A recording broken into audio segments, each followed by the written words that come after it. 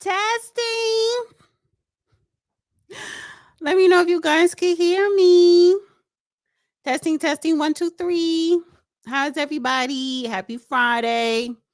Guys, let me know if you can hear me loud and clear. Thank you so much for being here. So this is our Friday night panel, and I have a really good panel tonight. And we're going to be talking about, of course, birthright citizenship. And SCOTUS has laid down the law, honey. Yes. And it's a win for Trump. It's a win for me because I voted for Trump. And yeah, so what does that mean? What does it mean? Birthright citizenship gone. It's gone. So no more anchor babies. You know, no more coming here plop just to give birth so your child could be a citizen. Maybe be less people enrolled under DACA. What does that mean? You know, and who is still a citizen? Who is still a citizen? So we're going to talk about all that. I don't see all my guests here, but I am going to bring in the people who came here on time. Well, okay, you want me to call you Skeptic or Abby? It's either one.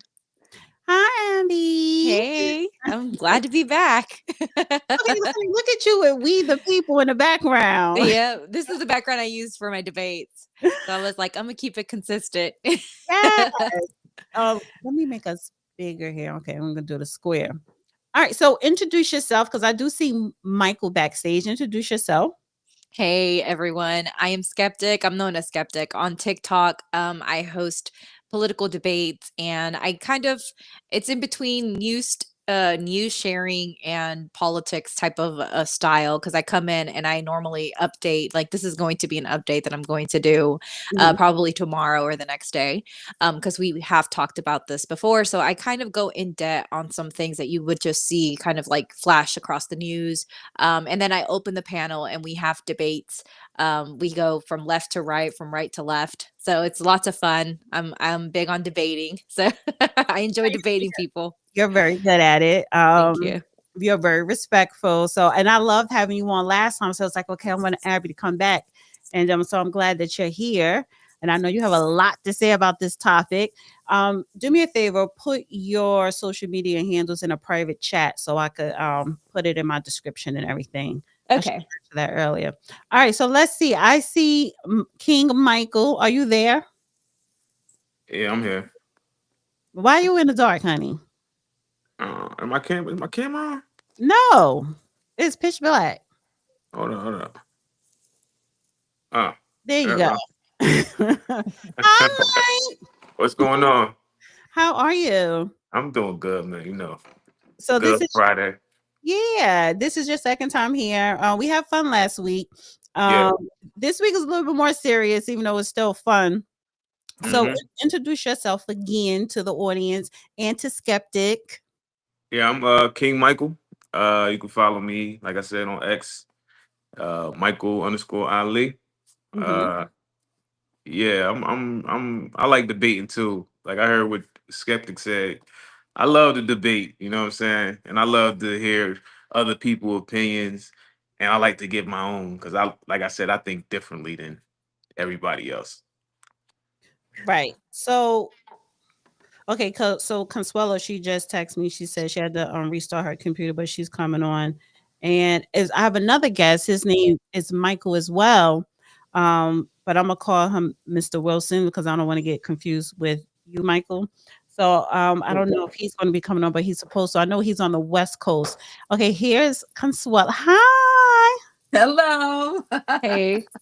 Try to turn your phone the other way to get this sideways. Yeah, to make it full screen. Yes. I guess what is that, landscape? Let me see if it's stuck or something because when I change it, it doesn't flip. How you doing, Sweeney? I'm good, and yourself? I'm doing good. Do you remember Skeptic, aka Abby, aka Skeptic, from I think it was like a month ago? No, I do not. Was she on the panel? I think it might have just been the Mans and Nora from the new party. Oh, okay. Yeah.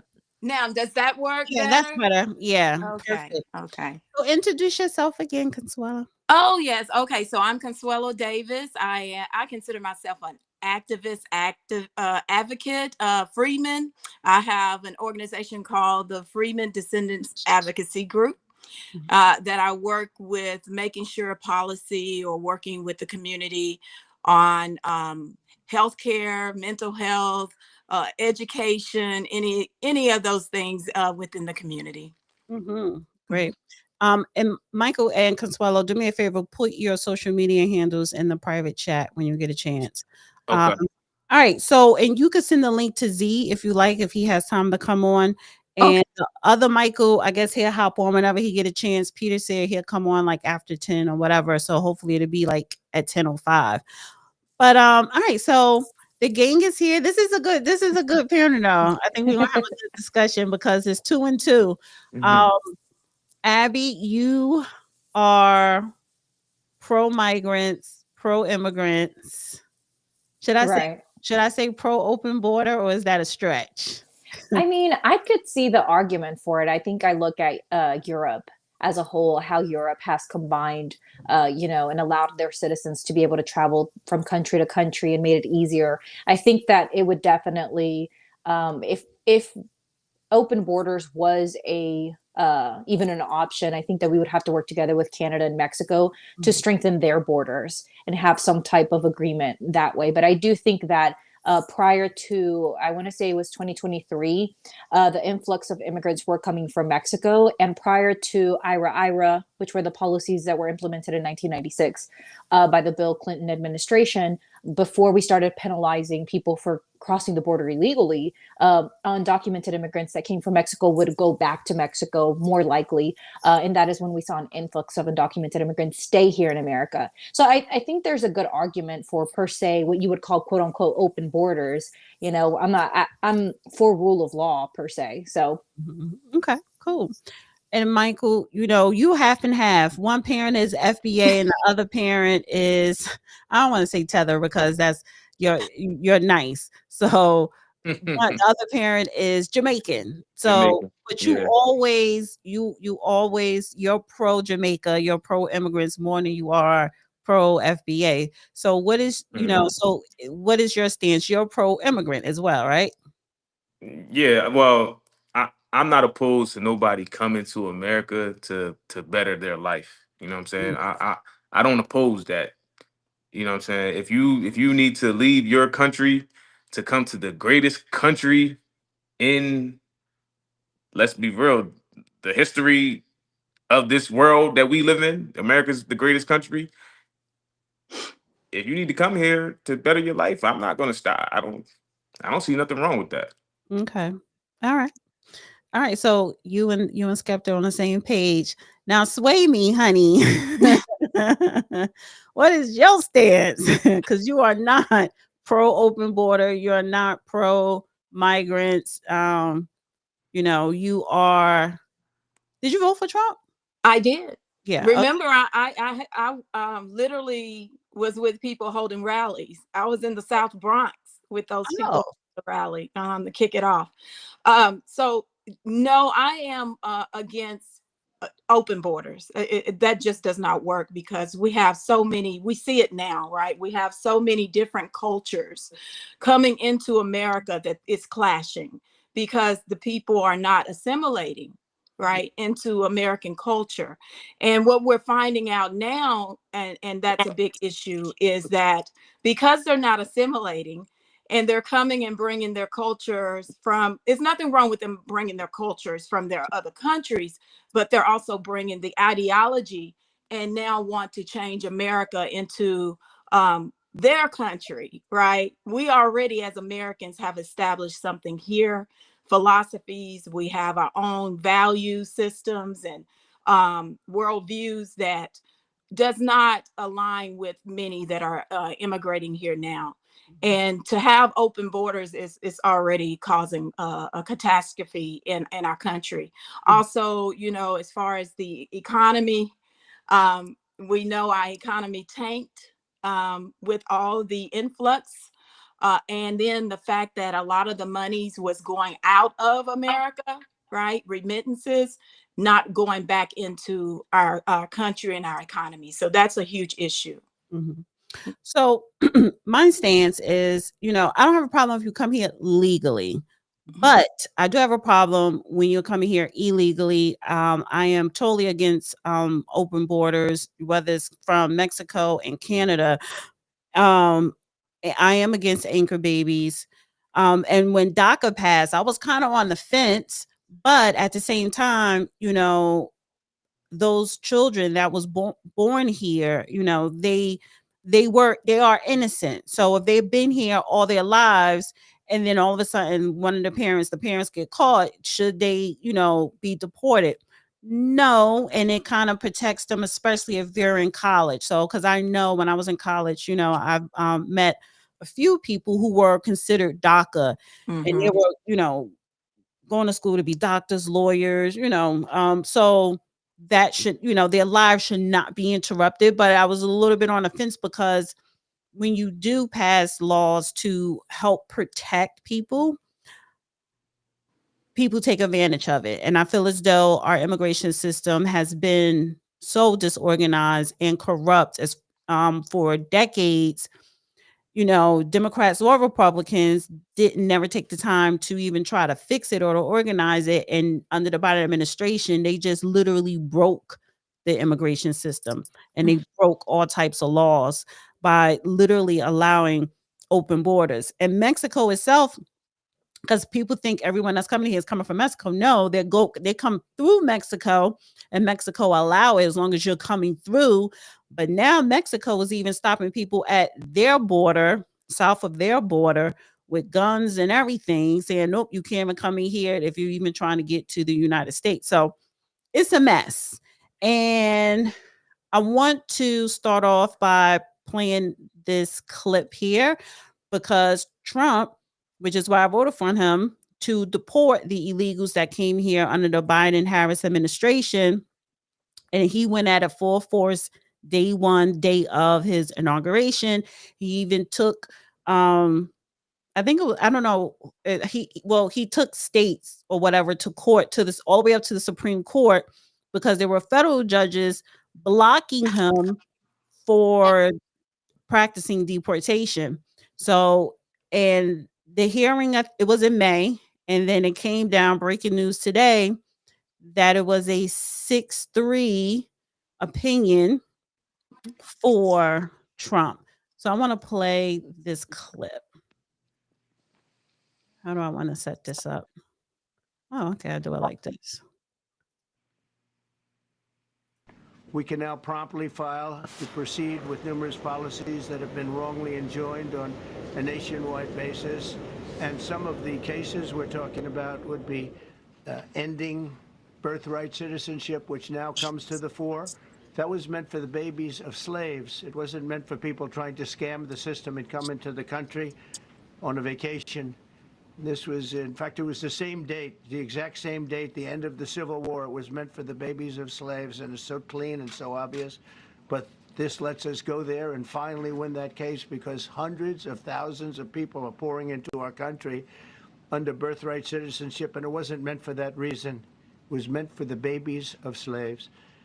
So thanks to this decision, we can now promptly file to proceed with these numerous policies, and those that have been wrongly enjoined on a nationwide basis, including birthright citizenship, ending sanctuary city funding, suspending refugee resettlement, freezing unnecessary funding, stopping federal taxpayers from paying for transgender surgeries, and numerous other priorities of the American people. We have so many of them. I have a whole list. I'm not going to bore you, and I'm going to have Pam get up and say a few words, but there's really, she can talk as long as she wants, because this is a very important decision. This is a decision that covers a tremendous amount of territory. But I want to just thank again the Supreme Court for this ruling. It's a giant. It's a giant. And they should be very proud, and our country should be very proud of the Supreme Court. I want to Just want to read this real quick. I like this website, SCOTUSblog.com. Supreme Court sides with Trump administration on nationwide injunctions in birthright citizenship case. Supreme Court on Friday granted the Trump administration's request to partially pause rulings by 3 federal judges that had blocked President Donald Trump's executive order ending birthright citizenship. That is the guarantee of citizenship to virtually anyone born in the United States. By a vote of 6-3, the justices repudiated, I hope I said that right, repudiated, whatever, the concept of universal or nationwide injunctions, which prohibit the government from enforcing a law or policy anywhere in the country. The justices did not, however, weigh in on the question at the center of 3 lawsuits before the court, whether birthright citizenship order itself is constitutional. The Trump administration will also likely continue to be barred from enforcing the order, which will not go into effect for 30 days against individuals, pregnant plaintiffs who had challenged it. But the court's opinion by Justice Amy Coney Barrett left open the prospect of additional litigation in the lower courts about how much more the injunctions should be narrowed, as well as the possibility of class action litigation to challenge the order on behalf of groups of plaintiffs who were not part of the litigation before the court, but would be affected by the order. So let me bring everybody here. So I wanted to get you guys thoughts. So who wants to go first with this? I'll go first. You know I'm happy. But even though there is just injunctions so that he can go ahead and move further with his birthright executive order, birthright citizenship. I'm happy because it sets a precedence already that when the Supreme Court actually rules on birthright citizenship. So the injunctions are coming forth and stating that the states cannot stop him from implementing his executive order and being the president, the executive of the United States. So that to me is a sign that they're going to have to align with Trump as well with the birthright citizenship or with the interpretation of the 14th Amendment. And I, from my research and study, he is very correct with the interpretation of the 14th Amendment. You have a congressional record that you can look at where they literally discuss the formation of the 14th Amendment and the meaning behind it. And it's literally stated there that the 14th Amendment is not for foreigners, aliens, or even dignitaries and their children. So I am happy that it is moving for with the Supreme Court. I anticipated that it was going to go to the Supreme Court when he challenged it. And to know that Trump initially wanted to do this in his first presidency. And if he, the people around him in his first presidency told him not to do it, and look at what is happening right now in his second presidency, and it's moving forward. This is a way to stop the illegal immigration. And I've been a freedman. I'm highly offended that people now want to utilize the 14th Amendment, the Black codes, to circumvent naturalization. So, you know, and I held a space earlier today. I do not see how the math, for me, it's not mathing. When you look at 2 illegals having a child in America just because they're here on the soil and they birth a child and that child is a citizen. The parent isn't a legal citizen or naturalized citizen. If both parents are not legalized or naturalized citizens, how can you make a citizen? The 0 + 0 = 1 or 2. It doesn't make any sense to me. And then I look at it as, if you're preparing to come to America to have a baby so that you could on the soil, so that you could have what you call an American citizen and be able to utilize the benefits of America, you're human trafficking. That's planned. And you're birthing a child. That's human trafficking to me. And I know people don't like to hear that, and it's strong language, but that's what it is. Even those individuals crossing the border right now that have children or pregnant, they're bringing them into a situation where they know it's not legal, it's illegal. So it's human trafficking. I'll land. Yeah, I'm gonna be honest. I really I agree with Trump in a sense. Like, yeah, you cannot just come to America and have a baby and think, yeah, you're a citizen. It got to be some type of regulations on it. You know what I'm saying? But in a sense, sometimes like, what if like people was escaping from some harm in their country, and it could be some harm that America has caused. America goes into a lot of countries and they mess up things, they blow up things. So if some people come here and they have their kids here, eh, in a way of them escaping some type of harm, how could you knock that? Like, you get what I'm saying? So in a sense, yes, I agree. There has to be regulations with birthright citizenship, but all of it, I don't agree with. And I'll land there.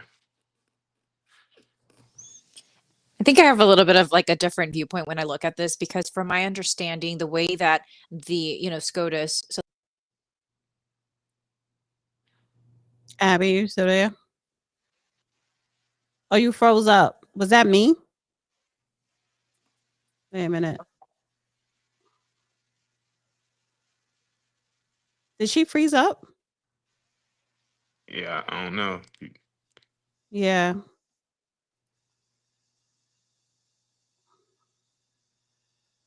Okay, here she go.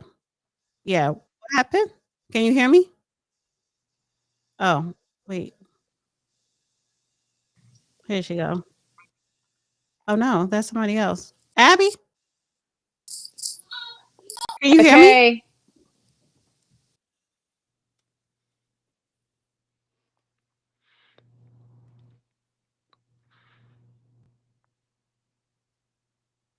Wait. Mr. Wilson? I'm here. Can you hear Okay. me? Yeah, wait, I gotta see. Yeah, but your audio mute up for a minute. You have headphones? Okay. Yeah, I can get some. Yeah, put the Uh, headphones on. I have to go get them real quick. Is there a mute button for now? Yeah, I'll mute you and while you go get it. Okay. All right. All right. It's still not working. All right. Are you there? Yeah. Can you guys hear me? Yeah, I can hear you. Okay. Okay, sorry, I don't know what happened there. I'm probably having some connection issues. Oh, so I was saying, from the way that I understand it, SCOTUS basically ruled that the lower courts could not impose a national injunction on, like federal courts, from what I'm understanding. And so therefore they send it back to those district courts to be able to rule district wide, which I want to say New Jersey and Massachusetts are the districts that are fighting to basically remove citizenship from certain cases. They actually have pending cases of children that were born to undocumented immigrants. So from the way that I'm looking at it, this is going to cause an influx in cases to the districts. They're going to have to go in and do the work to go and find these cases when a child is born. And I don't know that the system, it just depends. Like, I live in Texas. I don't know that our system is made to be able to go through so many cases. I feel like instead of us fixing the immigration system as a whole, we're going after, the people that are having children. And I think that we're putting a Band-Aid on an issue that needs to be, spoken of and needs to be fixed from the head up. We're trying to fix a toenail when the whole body is in chaos. And I wanted to say some things when it comes to undocumented immigrants. When we look at the population in certain cities that are sanctuary cities, and we look at the economics of those cities, New York, I forget the other, Los Angeles, Chicago. These are sanctuary cities that have an influx of undocumented immigrants. We see a pattern here of those cities having more taxes being paid to the federal government than they ask in help for welfare, like we do see in more poorer cities that don't have a large population of undocumented immigrants. And so I tend to look at that for numbers to see if the undocumented population is a burden on an economic system like we would see in California. California is one of the states that prior to the 2017 tax code from Trump being passed, were paying more federal money into the federal government that they were receiving in what we would call like welfare for the state. So, and California has programs for undocumented immigrants. And so I don't see the correlation between an influx in undocumented population and a negative correlation to the economic part of that state. I do think that this ruling is going to put a burden on the districts that want to go after these certain cases. And I think that it's just a big, it's this administration saying, like, kind of fighting these little petty fights to be able to say that they did something, when in reality, he hasn't passed any new policies for immigration that's going to fix the system as a whole. If anything, he has defunded the judges that work to look at cases. So to say that you want to help the crisis with immigration, at the same time defunding the judges that we need to look at cases, to me seems very contradictory. Well, part of this ruling, I do know, is the federal judges that were blocking Trump, the SCOTUS were basically saying one judge cannot rule against something that's going to affect nationwide. It should be a panel of federal judges, not just one judge. So whether it was one judge in this district or another, it was one judge saying, no, you don't have the power to do this. And part of SCOTUS ruling is it cannot just be one federal judge that has the last say so.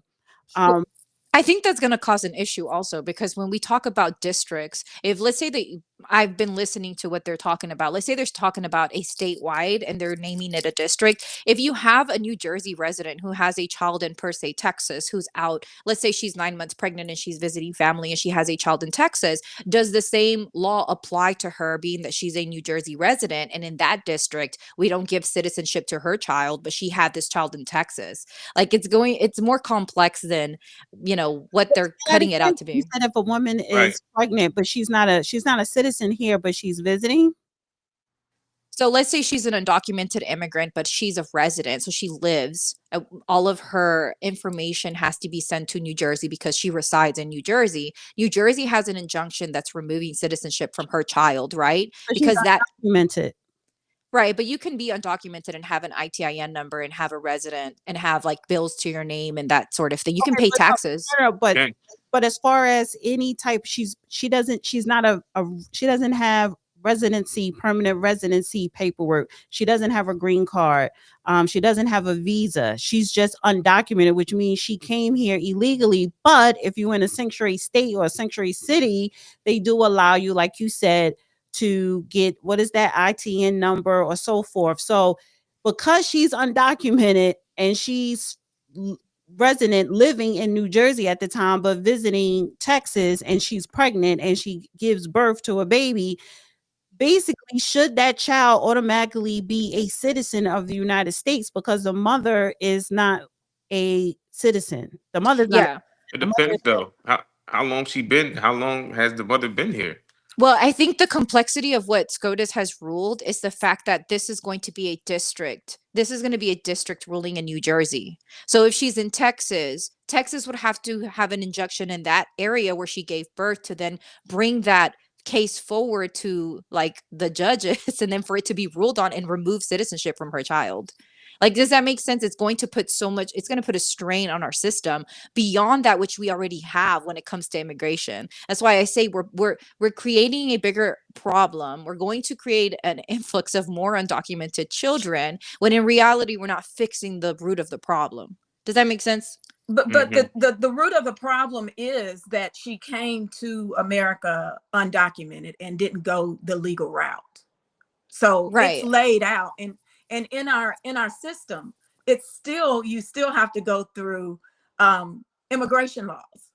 even though the system is not correct, right? It's still not feasible. And we've had an ancestor that did the work, and our Congress did not apply it. So there's all kinds of documentation that they can go by and go ahead and implement something that works, right? And Congress is going to have to do that.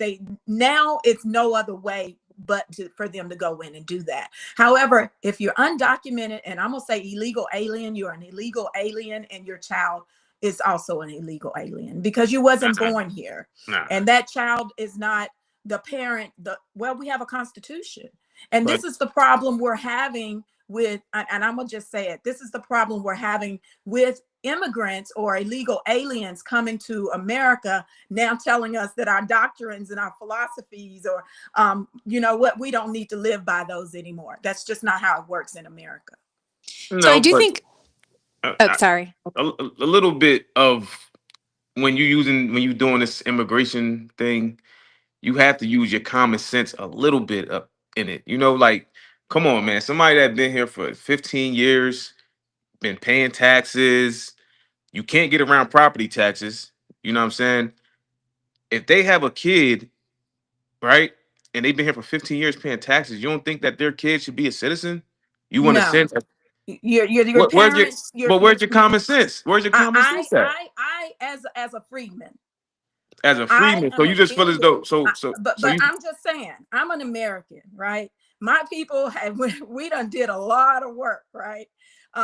And in that, the 14th Amendment is specific to the freedmen. It is not for immigrants to utilize as to circumvent immigration. And it's been weaponized against our people, right? We understand that. I'm going to highlight how American doctrines are in place.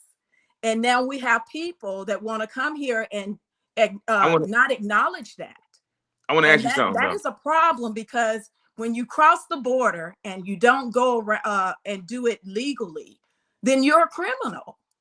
I mean, but like I said, somebody that's been here for 20 years, have a kid, their kid should be a citizen. I mean, listen. People that have been here for 30 years and had businesses. Yes, that's what I'm saying. So their kids should be a kid them because they have the money. It's not really about you feeling.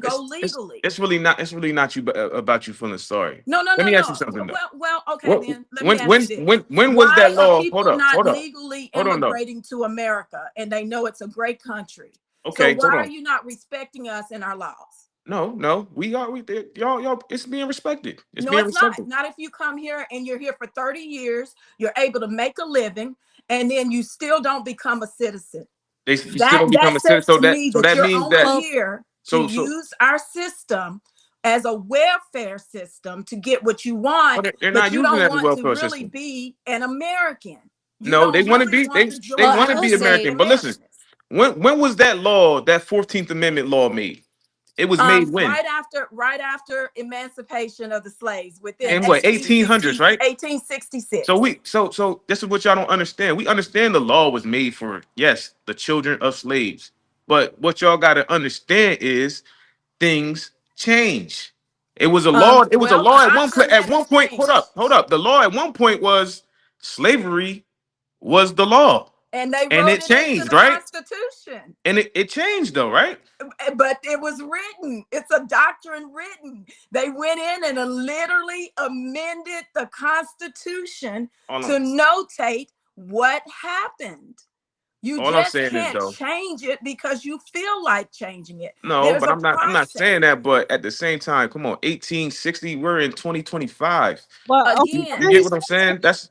Let me for me, it's historical, right? I'm a descendant.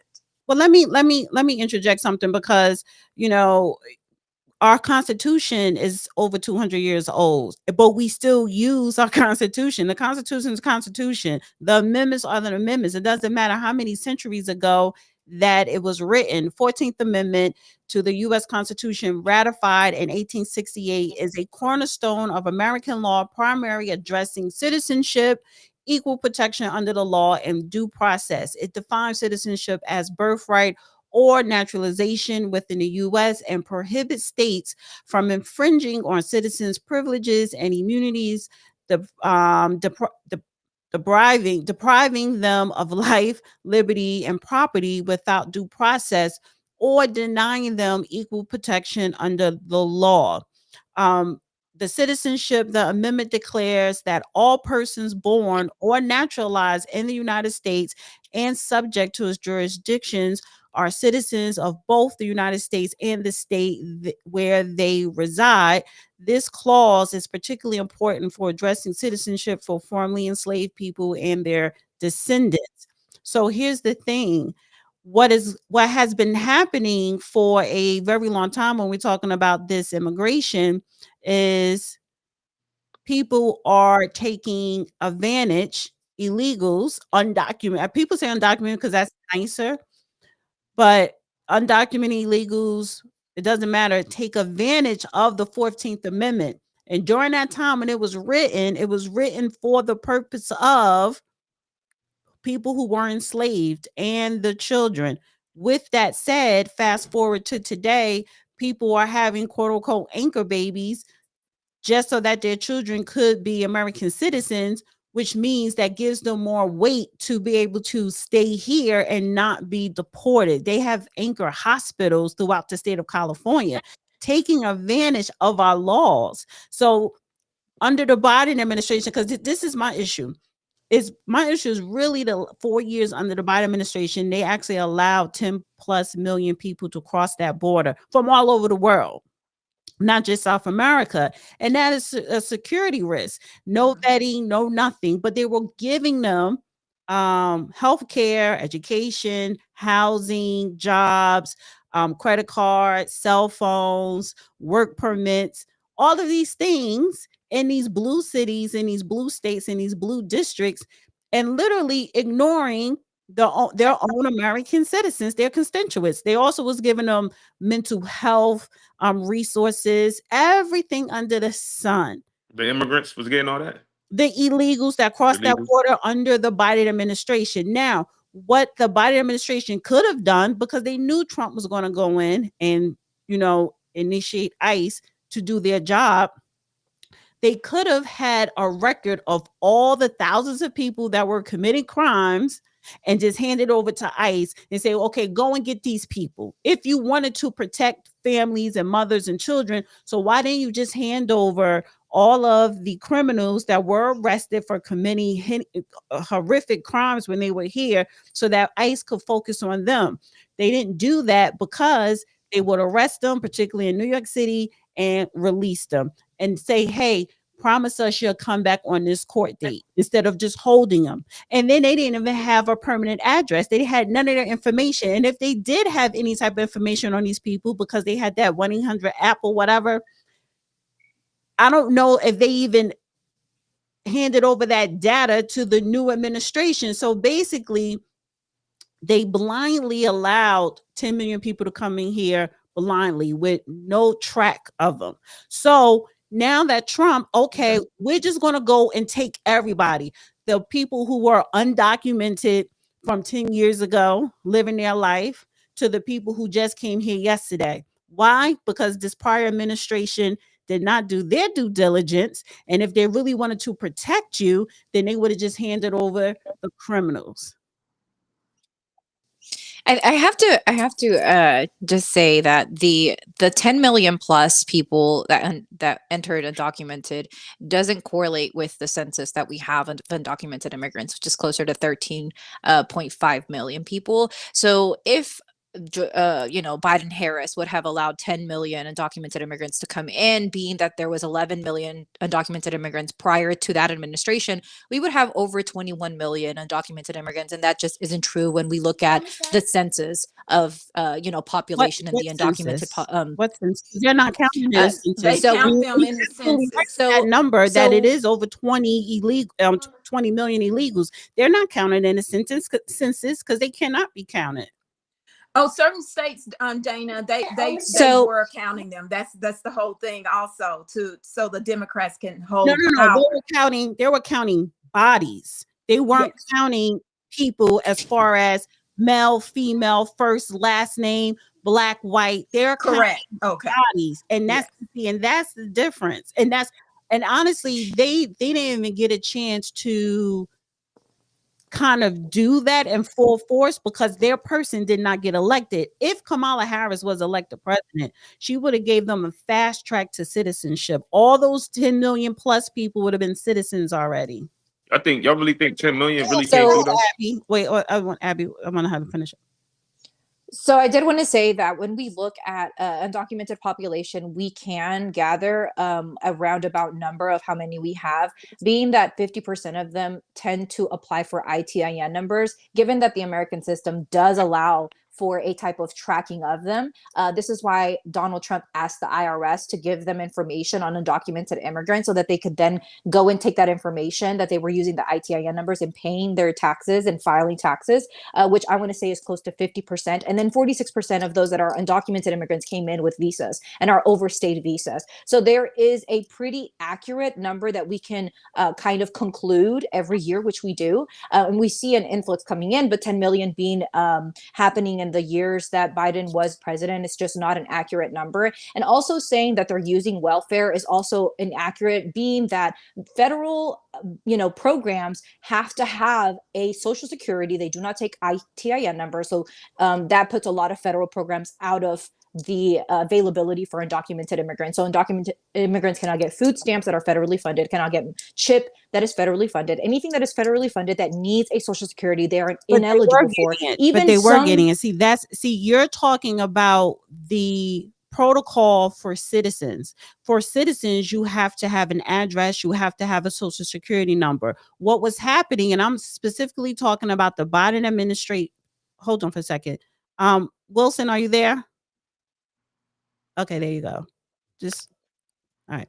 So what was happening under the Biden administration, I should have invited P. Ray to come up on a panel because she's from Chicago, and Chicago was ground zero for the mass influx of illegals. They were. Could I say something real quick, Dan? I'm sorry that I want to interrupt you, but I don't want to lose this. So when we speak of federally funded programs, we're talking about programs that are basically the federal government is paying for those programs to be given out. So if it's a state program like Medi-Cal, those programs are state funded, which this is why I use California. I get all that. And this is what I'm telling you. Under the Biden administration, they sent billions of dollars to the state of Illinois, to the city of Chicago, to the state of New York, to the city of New York, Massachusetts, Colorado, i.e. Denver, California, LA. They sent money because there were so many organizations. They gave out so many grants. A lot of companies, a lot of corporations made millions and billions of dollars because the federal and the state were funding a lot of organizations that were giving them food stamps. They did get food stamps. They did get health care. They did get housing. And this money was coming from the federal government. So I think that the confusion here becomes that we label all immigrants undocumented immigrants, but asylum seekers, like those South Africans that were brought from South Africa, those are people that are eligible for federal grants. And those are people that do go through a legal process. Our immigration system tells asylum seekers to cross the border, does not say legal or illegally, and then they have either 180 days or 360 days to apply for asylum. And then they are in pending status until they see a immigration judge. So those people do have an availability to federally funded welfare programs, but undocumented immigrants do not. Wait. So when we had the illegal canvas crossing the border under the Biden administration, and they were being put up in hotels in New York, they were giving visas, they were giving food stamps, they were giving cell phones. Who funded that? So I want to say that some of those were No. See, this is the thing. The people who crossed that border, the canvases, they were not all. See, United States, and this is a fact. United States, we only allow 200,000 people to apply for asylum, to be asylum seekers. That's it. We have a cap, but what crossed that border, let's say the first year of the Biden administration, was over 2 million. So all those people were not asylum seekers. And my question is, it's just a question. I'm calling them illegals because that's what they were. But my question is, the people that came here through those canvas under the Biden administration, when they went to New York and they was put up in the hotels, when they were given food stamps, when they were given work permits, when they were given all of these resources, who funded it? The government. The government. So did. if Yes, it so was if the they government. if It was they were no, it was the undocumented, federal government. So- It was They funded it. if they were in the state. undocumented, if they were undocumented, legally speaking, they had to have gone through the state. If the state of New York wanted those undocumented immigrants to come in and they wanted to take that, state, the state can do as they please. But federally speaking, in order for you to receive federal funds, you have to go through some type of legal process. And that legal process, automatically, you're no longer undocumented. You're no longer illegal because now you are trackable. Now you're in our What the Biden system. administration did, they broke the law. They broke their own laws that they should have been upholding, because those people came here illegally. We did not, first of all, Kamala Harris was a border czar. She did not have enough or bring in enough troops to secure the border, because I don't understand. Day one, when Trump was inaugurated into office, within under 30 days, the border was completely closed. It was 99.9% of non-illegal crossings. But under the Biden-Harris administration, there was 99.9% of illegals coming in. She did not send federal troops, National Guard, or whatever down there ICE, to seal the border. Now, they patrol. allowed these people to come in. They would do catch and release. They will also, it was an app that they had to sign up, so that could tell them, well, if you go to Chicago, go to New York, and millions of these illegals went to these sanctuary cities. The federal government under the Biden administration sent billions and millions of dollars monthly to the state, and the state also paid out millions of dollars to house these illegals. That is a whole fact. Now, it's not welfare that we get. They don't apply for it like we do, but it was federal funding that housed the illegals, and they were illegal. So let me ask you something, though. I'll say this: the Biden administration found a faster way to allow asylum seekers to apply for asylum, which was what the app was for. That app was for asylum seekers. The law, because they did not qualify as asylums. They were Chinese people. There were people coming from different countries in Africa. They were coming from all over the world. They were not coming from war-torn countries. You have to be eligible to claim asylum, and 10 million plus people were not eligible. So you saying so hold up. On top of that, we have a cap. We only take in 200,000. Right. I think the difference here is that when you come here and you go through the asylum process, you are no longer considered illegal, the same way that the South Africans that are here were not considered illegal because they were granted asylum, and we gave them housing, we gave them food stamps, we gave them, clothing. The same way that this administration said that they were being accosted and therefore we were going to give them asylum here in America was what the Biden administration was doing. Now, if that's being argued in courts, which it is being argued in courts, and TPS status is being removed from Cubans, Nicaraguans, Venezuelans, and multiple people, they are actually being deported as we speak because they're losing their protection status, which is exactly what we're talking about, asylum status, or a humanitarian program that basically gave them the ability to be here in America. But that's only 500,000 or 530,000 people, right? So that's not the 10 million that estimate of the undocumented or illegals that are here. And from what I know, and what in the testimony with the mayors, right, they had Brandon Johnson, they had Mayor Adams from New York, and Michelle, I think, Wu from Boston, and they literally expressed how much money that they had. They asked them, how much money did you spend to support illegal or undocumented aliens in their states? And Eric Adams literally stated New York City spent $6.9 billion On illegals? Yes. In 2 years. In 2 years. That's a lot. That's a lot. But how much you think I would argue, yeah, that the Trump administration has I'm- spent $45 million of 45 billion That's what- or million, something like that, on building a new ICE right. That's what facility. I'm So this saying. administration to I mean, deport people is very How much expensive. looting?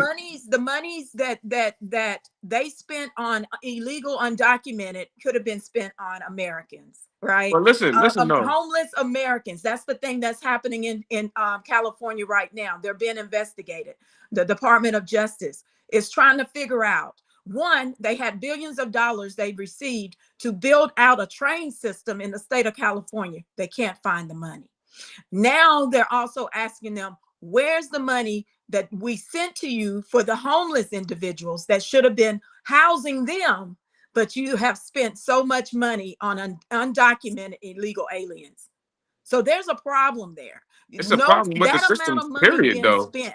I'm sorry. It's a problem with the system, period. I mean, It is, but Elon's got it's Doge for a corruption. reason. It's called It's corruption. that's what I'm saying. So it's like people complaining over their tax dollars. Oh, I don't want my tax dollars going here. At the end of the day, you have no control of it. If you are a worker, a W-2 worker, 25 to 30% of your paycheck is coming out, and it's going to whatever they want to put it to. So illegals coming in, they want to spend it on that. They want to go spend it on testing monkeys in South Africa or something, or something somewhere. You have no control of that. Our So it's government like, does. Our government does, but and you we as the a people. you But as a citizen had no control of that, though. That's what I'm trying to yes, tell they you. do, because we the people, the people are our government, right? We elect individuals to represent us as a group or as a whole in your area. Whomever you elect, they're supposed to align with their constituents, not just go in and tell the constituents what we're going to do. It's what the constituents want them to do. They're representing the body, right? So when we have politicians and These same politicians who've been we looting don't the even have government, though. representation right now as these freedmen. We these don't same have any politicians who've been looting the government. You speaking on politicians who right now But are you being can be a accused of looting the politician. government, I though. can be a politician. Dana can be a politician. Yes, you can. Yes, you Anybody can. that is an American citizen can become a politician, Yes, because you the can. government is made of we the people.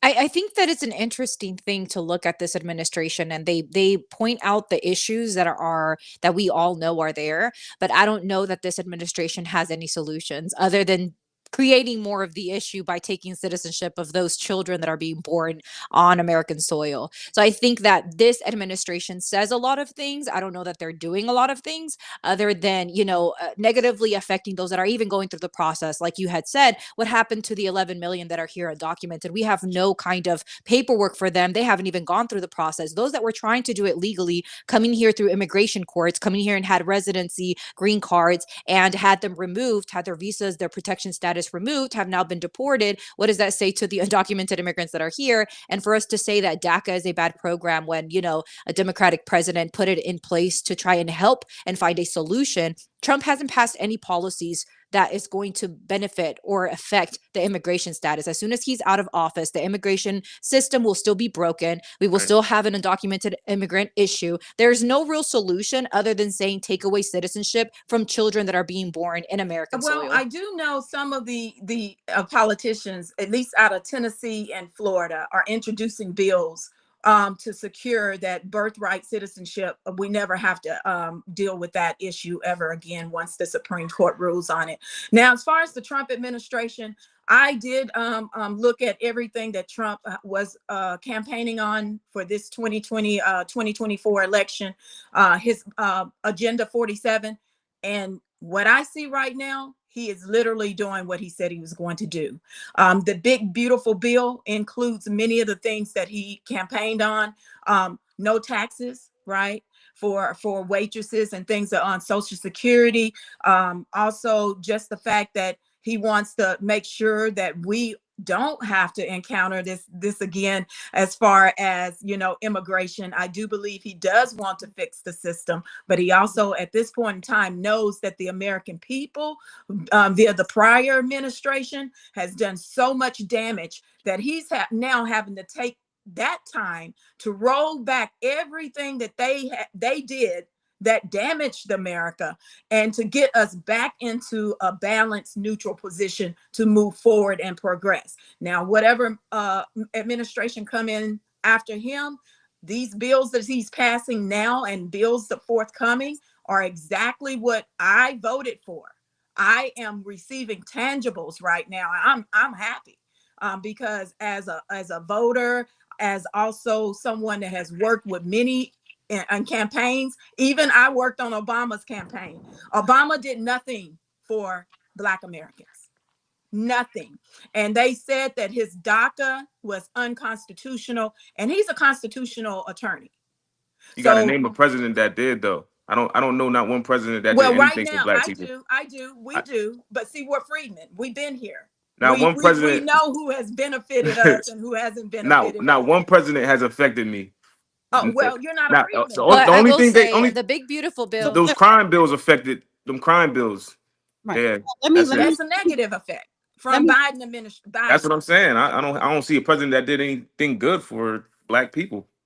Period. So let me interject something, because Mr. Wilson, he was having connection issues. So I was trying to, help figure that out. And I kind of was missed. Some people were sending in super chats. And so I wanted to acknowledge the Boo LAJ. He says at Dope Peas. That would be you, right? Sway me. Yeah, you are 100% correct. My daughter was born in South Korea and her mother was not a Korean citizen. While my daughter has a Korean birth certificate, she is not a Korean citizen. And I do want to bring that into the conversation here, because other countries, including Mexico, we are the only country in the world. If you give birth here and you are not a citizen, the mother is not a citizen, but she gives birth, that child is automatically a citizen. And that is because our government has allowed, and people have taken advantage of, that 14th Amendment. So when you mentioned, well, Trump isn't doing anything to help organize the dysfunction of our immigration department, I disagree, because this is a starting point, because he's doing more than what any other president or administration has ever tried to do.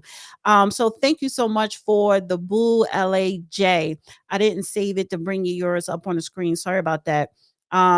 One box, thank you so much. He says, Dana Hart, with all that goes on with the illegal immigration issues, the real issue is the economy.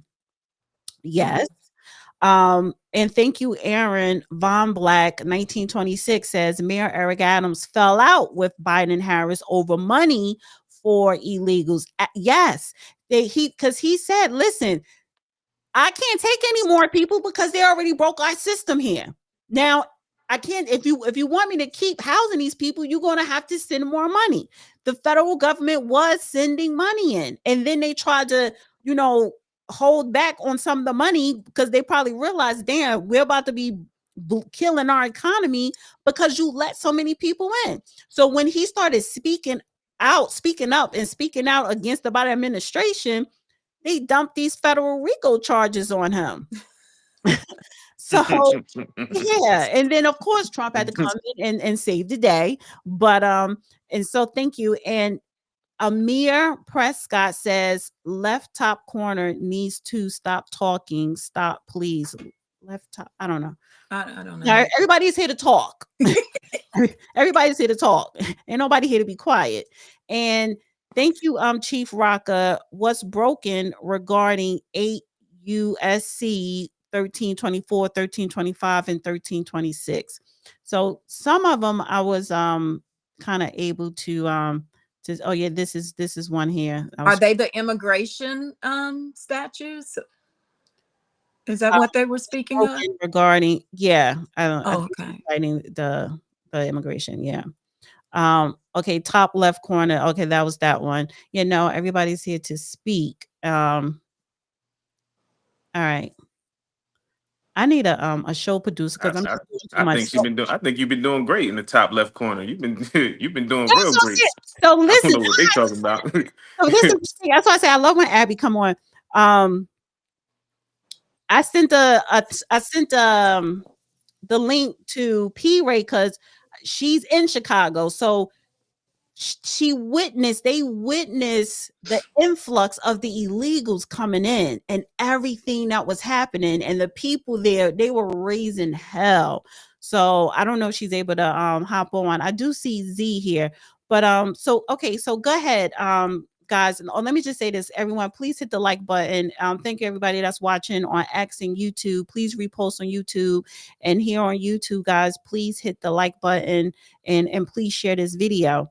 So let me play this video, another video real quick. There was another one I wanted to play here. 1 second.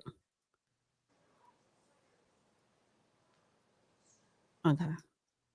We are a nation of immigrants, but there's a difference, stark difference, between giving citizenship to the children of slaves, the children of those subject to the Middle Passage, the children of sharecroppers, and the children of those who were once considered property, and giving citizenship to the children of people who cross the border illegally, stay in taxpayer-funded luxury hotels, who receive free Xboxes, free cell phones, free flights around the country, and 3 square meals a day. There's a big difference. My great-great-grandfather was born on a plantation, Rosedale Plantation in Louisiana. He had to join the Union Color Guard to gain his freedom. By morphing the citizenship clause into something that it wasn't meant to be, it's demeaning to descendants of slaves like me. And not just me who served this country, but my father is a retired colonel. My sister went to West Point as a retired colonel. My brother went to West Point. We are talking about a direct descendant of a slave that earned the right to be in this country and passed that ilk down to his ancestry. People bled for it. People died for it. And it means something. Allowing birthright citizenship to stay in place dilutes the citizenship of not just Black Americans like me, but every single American citizen that had to earn it the right way. Let's say this in black and white. Either you're a US citizen or you are not. Now, the left has spent decades cheapening what it means to be an American citizen. They've quite literally been chipping away at the basic value of American citizenship. They pretend to be altruistic, but we know the truth. Ozzy Osbourne's daughter said on The View that we have to let illegal immigrants in this country because who else will clean our toilets? We hear it all the time. Who will pick our crops? And even though that we know that American citizens are the majority of those people picking our crops, we know what you're insinuating. And all this must end now. The left throws love thy neighbor in our face, and they say that we have to have open borders in order to be nice to people. Well, I ask them to tell the left, we have a bunch of neighbors right here in our country that are Americans. You see, your neighbors are the homeless veterans that you drive by to work. Our neighbors are the wayward teens running away from a bad home environment. Your neighbors are the families who just got evicted from their apartment. What do all those neighbors have in common? They're all Americans. And let's use our American tax-paying dollars to put Americans first. Newsflash, this is why President Trump is our president, because it's past due that we put the American citizen first. And once we solve our issues here, I'm a Christian. By God, let's help everybody else. But at this point, we have enough problems to fix in our own country, and this must stop. Thank you for your time. We are. So I wanted to get your takes on it. 1 second. Z, are you there? Wait, I can't hear you. Yes, I'm here. Okay. Hi. Can you turn your phone to make the screen wider if possible? Okay, there you go. Perfect. All right. So anybody want to comment on Representative Hunt? Wesley Hunt, I think that's his name, you know, because it goes back to, I've never heard a president or anybody in Congress say black enslaved so many times in the last 6 months in the administration. And it does, and to a certain degree, I know they're using that narrative. It's a little bit of using us. I get it. And if you can't be used, then you're useless, right? Because to make a point, which is a factual point, You have to say slaves. You have to say Black American. We have to be specific when it comes to lineage and citizenship. But anybody want to speak to what Representative Wesley Hunt said? Because here's the argument, and this is what Jasmine Crockett asked, always saying, especially the Black people, oh, y'all don't want to go pick cotton, y'all don't want to go pick oranges, y'all don't want to clean hotels, as if only the illegals or undocumented are doing these things. Well, how about you hire felons? Oh, hold up. So if Hold up, though. no, let me just finish this point, then you can come in. So if you're telling me we have to have these millions and millions, 10 plus million people that came in under the Biden administration to help the economy as far as workers and agriculture and hospitality, I'm going to say, well, did you try to hire Americans first? No, because, and I'm going to blame Trump on this too. I'm going to throw him on the bus right here, because he, along with the Biden administration, is giving these corporations a pass. See, the corporations is actually fueling the illegal migrant influx, because they are the ones hiring illegals over Americans, because they could pay them little to nothing and they don't have to give them benefits, and they don't get penalized. They don't get, no type of penalty or have to pay a fine or nothing like that. They don't even get a slap on the wrist. So yeah, but go ahead. What you was going to say? I'm being honest. Like, who wants to go to the field right now and pick blueberries, and for maybe, let's say, set minimum wage? I don't think no felons coming out of jail trying to do that, man. Come on now. Well, Come I on. say Like, they will. I say they will, because it won't. many of them have to fulfill probationary jobs, and then also they already been making $1.25 a day for years or But whatever. that's So sway it's me a though. job. Sway me. Don't you know Go that? ahead. Don't you listen though? Don't you know right now that felons are working right now? Y'all acting like felons can't get jobs. It's a whole bunch of No, they felons that cannot. come out. They cannot. Felons We come. know. We Fellas work. come out right now. A fella could come out right now, go get his CDLs, and boom, he got a job. Okay. So here's what we know, right? The majority of Black men, freedmen, that have served their time and come out of prison, they need a housing. They want to provide for their families. They're stigmatized. They don't get jobs. And then on top of that, that's why the recidivism rate is so high. Because at the end of the day, they're stigmatized. And then to look at the Biden administration, they literally allowed criminals from Venezuela and all these other countries to come here under a program called humanitarian parole. And under humanitarian parole, those individuals could come here, get a job, change their names, and then they can get citizenship within 2 years.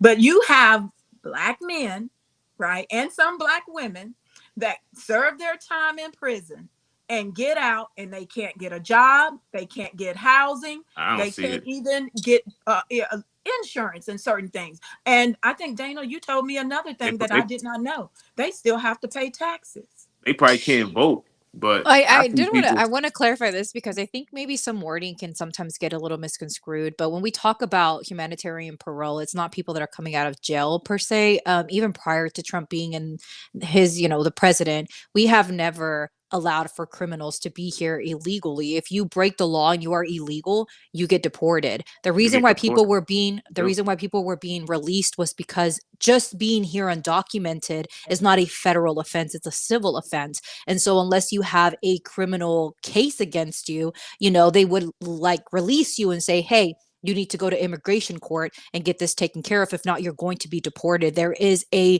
system that we have to go through to deport you. Prior to Abrego Garcia, we actually follow a certain rule of law, even in immigration, because we believe that everyone has the right of, to be able to go through courts. So I think that's also interesting that Trump has also said that they were sending crazy people here because of asylum seekers. Just because someone's an asylum seeker doesn't mean that they were in an asylum, like when it comes to like mental health facility per se. I think that maybe wording can get a little confused there. The president of Venezuela admitted that he let his criminals out of jail and sent them to America. It is documented. It is The- documented. Well, I don't know if the president of Venezuela said that per se, but I do know that there's a lot of corruptions in those countries. But we as a country have never taken other people's criminals and allow them to come to our country We and given them. always do, because people can come to America, and just like Governor Pritzker of Illinois, he said he's willing to help these illegal immigrants, undocumented, to change their names, and he will make sure that they're protected in the state of Illinois. So one You second. sure that wasn't in place before, though? No, it's That never wasn't been in sanctuary. that wasn't in place We can before Go ahead, Dana. We can get Biden? to that, but yeah. But what I want to say is Hey, too, back to the hold Go that ahead. thought 1 second, because we have two people and I want to bring them in. But I just want to say one thing that to Abby's point, remark, that is not true, because in the 70s, Fidel Castro, he opened up his prisons and allowed all of the crazies, the criminals to come here, and Carter allowed them to come here. So we have accepted other countries less than the incels. We have accepted other countries incels. Yeah, I feel like that's also true for the Irish when we allowed the Irish to come here, who were basically prisoners. So I guess in American history, if we go back decades, we've seen. I don't know, because the Irish, it was a famine going on, so they came here twice. They came here during a famine, and they came here in the 20th century. They came here in the 19th century and in the 20th century. And it wasn't the criminals. It was poor. They were poor, women, children, and the men. But it wasn't like literally the Ireland did not open up the prison and say, here, go to America. Fidel said, I'm going to send all of, you want them, okay, but I'm going to send all of the criminals to you guys, because we don't want them here, so send them to America. So we're literally talking about criminals, and the president from Venezuela, he did the same thing under Biden. But I want to go to Z. But could I clarify that the parolee program does not mean that we're taking other people's criminals? The parolee program, which is a humanitarian program that was given to Nicaraguans, Venezuelans, Haitians, and Cubans, was given to them, being that they could only apply here with certain, provisions. And the humanitarian parolee program that we're speaking of, the TPS status that has been removed from them, allowed for them to apply with family members and other different provisions that were less difficult than the ones that they had prior. It wasn't for criminals coming from Venezuela. What are you talking about? I'm talking about TPS status, which is the parolee program. TPS meaning temporary protection status. Right. And there were a lot of people here under it, and that is why Trump recently revoked, I think it was 500,000 Haitians TPS status and Venezuelans. I'm not talking about that. Right, but that's what I was saying. I was clarifying that TPS does not mean that we were taking other people's criminals in our parolee program. Right, no, I agree with you on that point, but I'm saying that we have taken other people criminals, specifically going back to the 70s with Fidel. But no, I agree with you with the TPS, but that's only temporarily as well. All right, so I want to bring Z and P Ray, but I want to go to P Ray first, because I know P Ray, you had a barbecue. I can't wait. Let me unmute. Oh, I got them. I'm sorry. Go ahead. So I know you had a barbecue. No, I said greetings from the west side of Chicago, where the sun shines brighter and the people are happier. Thank you for having me today. So tell us about all of the welfare that the illegals got in Chicago. Oh my Lord Jesus. So here we call our food stamps link cards. It's called Illinois Link. On their link cards, and we found this out because they were leaving their receipts behind. They were getting $5,000, $6,000, $7,000 in food stamps from the state of Illinois, and everybody was really upset because, as you can see, I'm at a barbecue right now. Chicago people love to eat. This is the ultimate foodie town, and that's a part of our history because we had the stockyards. But I digress. We love fresh meat here, and they were getting all of these food stamps on top of the fact that they were getting a housing stipend that was higher than market rate rent. So because the property taxes were increasing, because we had this budget line item that had no stoppage to it. You know, there was no stopping the illegals from coming. So the more illegals that came, the more the state of Illinois, the city of Chicago, the county of Cook had to spend. So that made the property taxes go up. So the landlords had to take the housing subsidy from the illegals because the illegals were getting like $15,000 in one lump payment. So if you can get $15 from an illegal rather than work with Kiki and her 3 kids paying you every month on the 7th, then yes, you're going to take that lump. So literally they took the illegals out the shelters and put them into the houses and put the illegals, and put the citizens into the shelters. That's what happened, documented beyond So a they took shadow of so a doubt here in the city of Chicago. they They took also citizens gave out them and health put care. legals in. Yes, sir. Correct. Yes, sir. This happened across the city because rent had to go up because property taxes had to go up. And so the property stipend that the illegals received was higher than both market rate rent and what they were getting for Section 8. And Section 8 comes with a lot of stipulations that you have to do in order to get that money. Well, the illegal money came with nothing at all. So they took that money and moved those people in and pushed the Americans out. So that's what happened in the city of Chicago. They also gave them health care. I think they said that that was going to cost the state of Illinois $2 billion US. Okay. So in the state of Illinois, we pay for their health care. The city of Chicago was the epicenter of the measles outbreak here in the city of Chicago. That happened because the illegals came here. Their children were not vaccinated. They put them into the Chicago public schools, and disease spread around the city very rapidly. So before Texas had their issue, we had already dealt with that in the city of Chicago. So it's very frustrating for me to hear about people saying that we should have all of these humanitarian concerns when there were Americans who were actually deeply displaced, harmed, and injured by this entire shebang. We as American people deserve that money. And then Dana, I'll land with this. The first $51 million that they gave to the migrants who are the illegals, because our grandparents were migrants. That's why it's called the Great Migration from Mississippi to Chicago, Louisiana to Chicago, Arkansas to Chicago. That's for people who live in the country. These are illegal immigrants. They came and they gave them that first $51 million. That was supposed to go to an opioid settlement fund. And that happened here in the city of Chicago because we are the epicenter of the Mexican drug cartel. They decided to make the west side of Chicago, where I'm sitting right now, their headquarters for their distribution because all roads in America lead to I-290. And this is the greatest distribution center in America. This is why Sears was here a long time ago, hence the Sears Tower. And so that money was supposed to go to rehabs. They gave it to the illegals, which means that we recorded we rewarded the cartel coming and going. We rewarded them by being the sanctuary city. We rewarded them by allowing them to set up their turf here. And then we rewarded them on the back end by giving the people that they were paid to traffic here our tax dollars. That has always been an issue. It's always about the money. That's it. I don't care about nobody else because nobody else is paying my property taxes here in the city of Chicago but me and my family. So here we are. I kind of think when the illegals came here, that was a way for Black Americans to capitalize. You know, you said that they was getting rent overvalued. You know what I'm saying? They'll pay whatever to move in.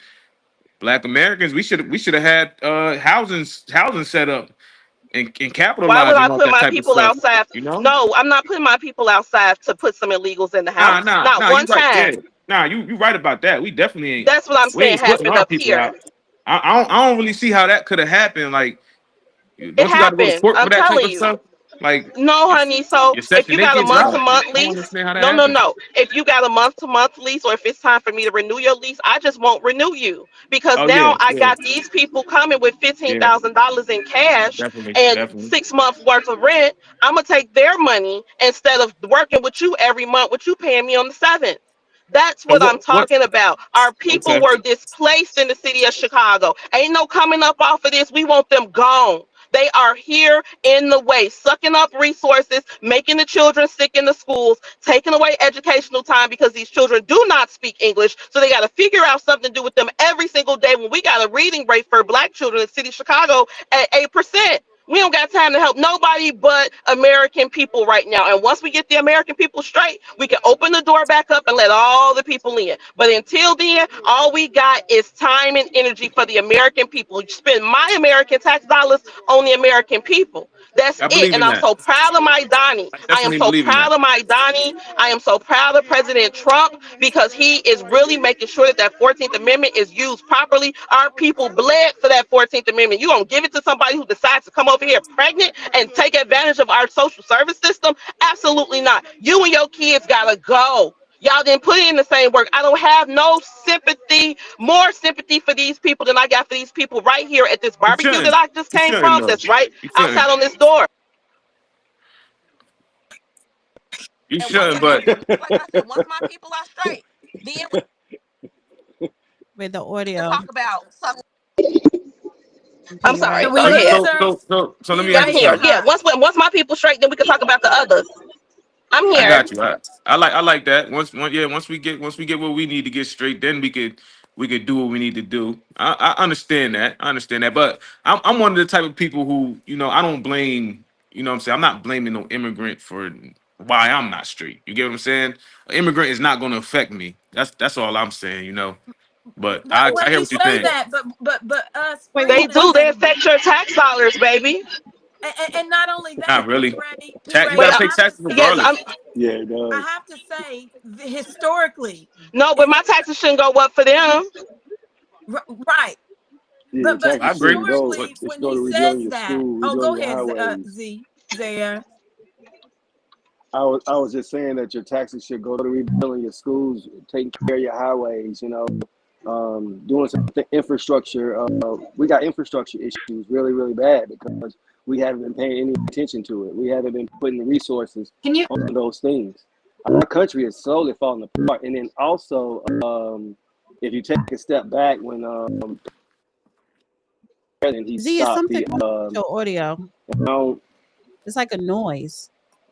And Tasha says, is he FBA? Mike is half FBA. He's half FBA and half Jamaican. I'm not going to call Mike a tether because he's always been respectful. And tether is only for people who are disrespectful. So everybody up here is respectful. But he is half FBA and half Jamaican. But he reps pro-Jamaican more. He only reps FBA 10%. yeah, Well, like yeah. and that's why I wanted to when Zaire comes back, but I is wanted that to let better? him know historically, immigration has always affected the freedmen. It's Okay. documented. Okay. Can someone The expound on how Negro, it yes, affects? ma'am. Most of all, How though? Like how How has it is it that it affected? made your taxes go up? absolutely. Because Can I explain that? Well, How? I'll let I her need to explain it. clarify on But something. No, Frederick go Douglass ahead, spoke P. about Ray, this. and then we're gonna give Hold Z. on. Frederick Douglass. Hold on. One at a time. Wait, one Yes, at I'll ma'am. clarify Frederick Douglass on was one talking little thing. about this. one because I know it's probably Yeah, delayed. what you clarifying on? So when we talk about the immigrants that came to Chicago and we look at the numbers and the influx of population of those that came in, they came in through asylum status, particularly Form I-589, which is when you're seeking, temporary asylum. So when we look at asylum seekers, the way that our immigration system is set up for them to be able to receive welfare. When we kind of categorize them as undocumented immigrants, we speak on a community that is ineligible again for federal resources and welfare. Illegal. So I also wanted to say, so the reason that I say, I'll finish with this and then I'll land my plane so you can come in. When I look at the research and I see that people try and correlate, like somebody had said something that's very important. When you look at unemployment rates in the Black community and you look at an influx of undocumented immigrants in that population, the unemployment rate in the Black community isn't affected. And the one thing that I have noticed in New York particularly that changed the That's a unemployment lie. rate with Black men in particular was policy that was passed for corporations not to be able to discriminate, hence quote unquote DEI or affirmative action. When you see those policies be implemented to certain corporations, because it is true that if you are a Black convicted male, you're less likely to be hired for a job than if you are a white male that has been convicted of a crime. You have the same likelihood as an educated Black male to be have hireable. So there is a race issue here in America, but I don't see the correlation between population increase and undocumented immigrants immigrants and unemployment rates when it comes to the Black population, particularly in men? Well, we have plenty of studies highlight how the wages, right? The undercutting of the wages. So then the American can't support their own families because the undocumented are being paid under the table, right? And then they're not going to be in the actual count of unemployment because they're undocumented and they're being paid under the table. So, but go ahead, Zaire. I'm sorry. I cut. Can I say something though, real quick? I'm sorry, really quickly. No, after I say this, thank you. Frederick Douglass has been talking about how immigration has hurt the Negro wage since the 1840s. So it's very disingenuous for us to sit here and act like that this is just all made up and we came up with this to do this quote unquote xenophobia. It is made up. This is well documented. We've been talking about this for almost 200 years in this country. Excuse me, I didn't speak when you spoke.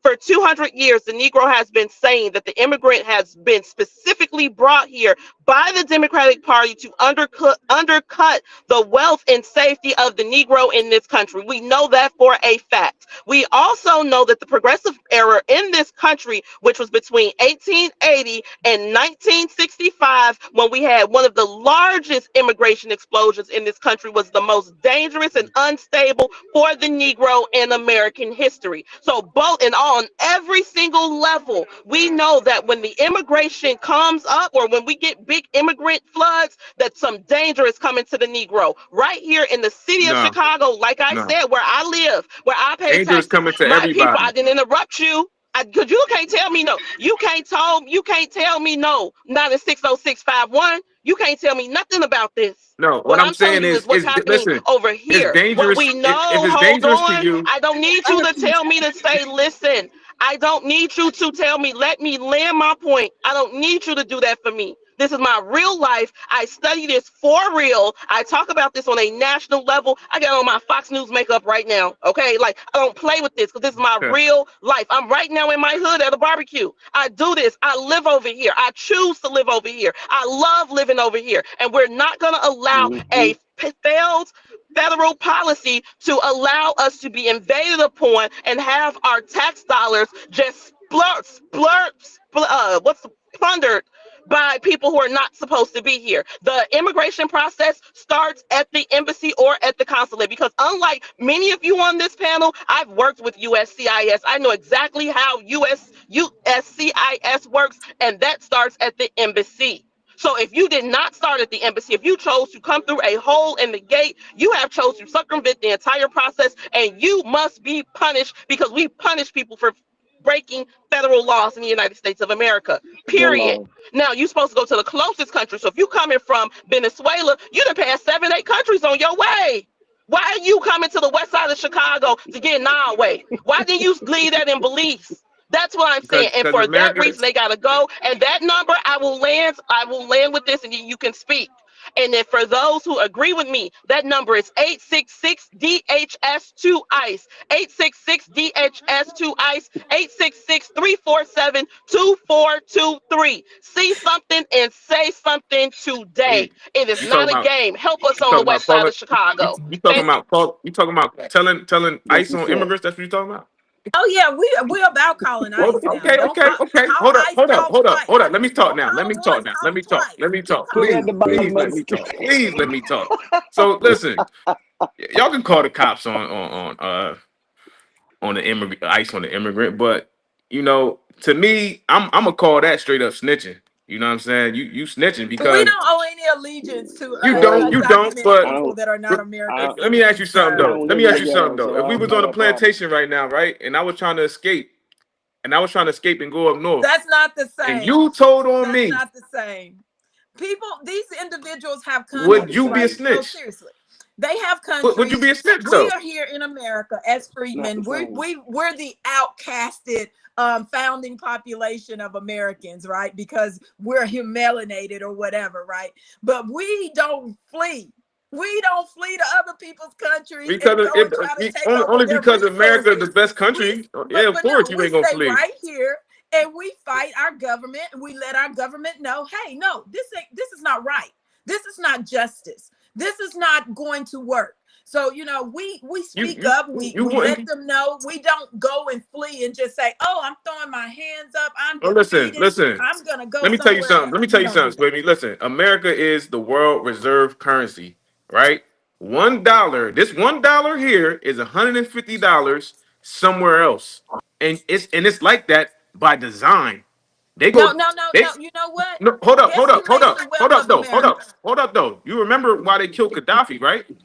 He was trying to make another No, currency backed because by he gold. tried to link up with the Stones in Chicago No, to no, bomb no, federal no. It buildings was and all tried to about kill my that mama at dollar. her job. It was. That's Let me why land. Let me that's land why now. Let me Gaddafi. land now. No, no, no. It's because he It was. linked up with It was Jeff all Ford about and preserving tried that to send dollar, a right? bomb to So they. Chicago.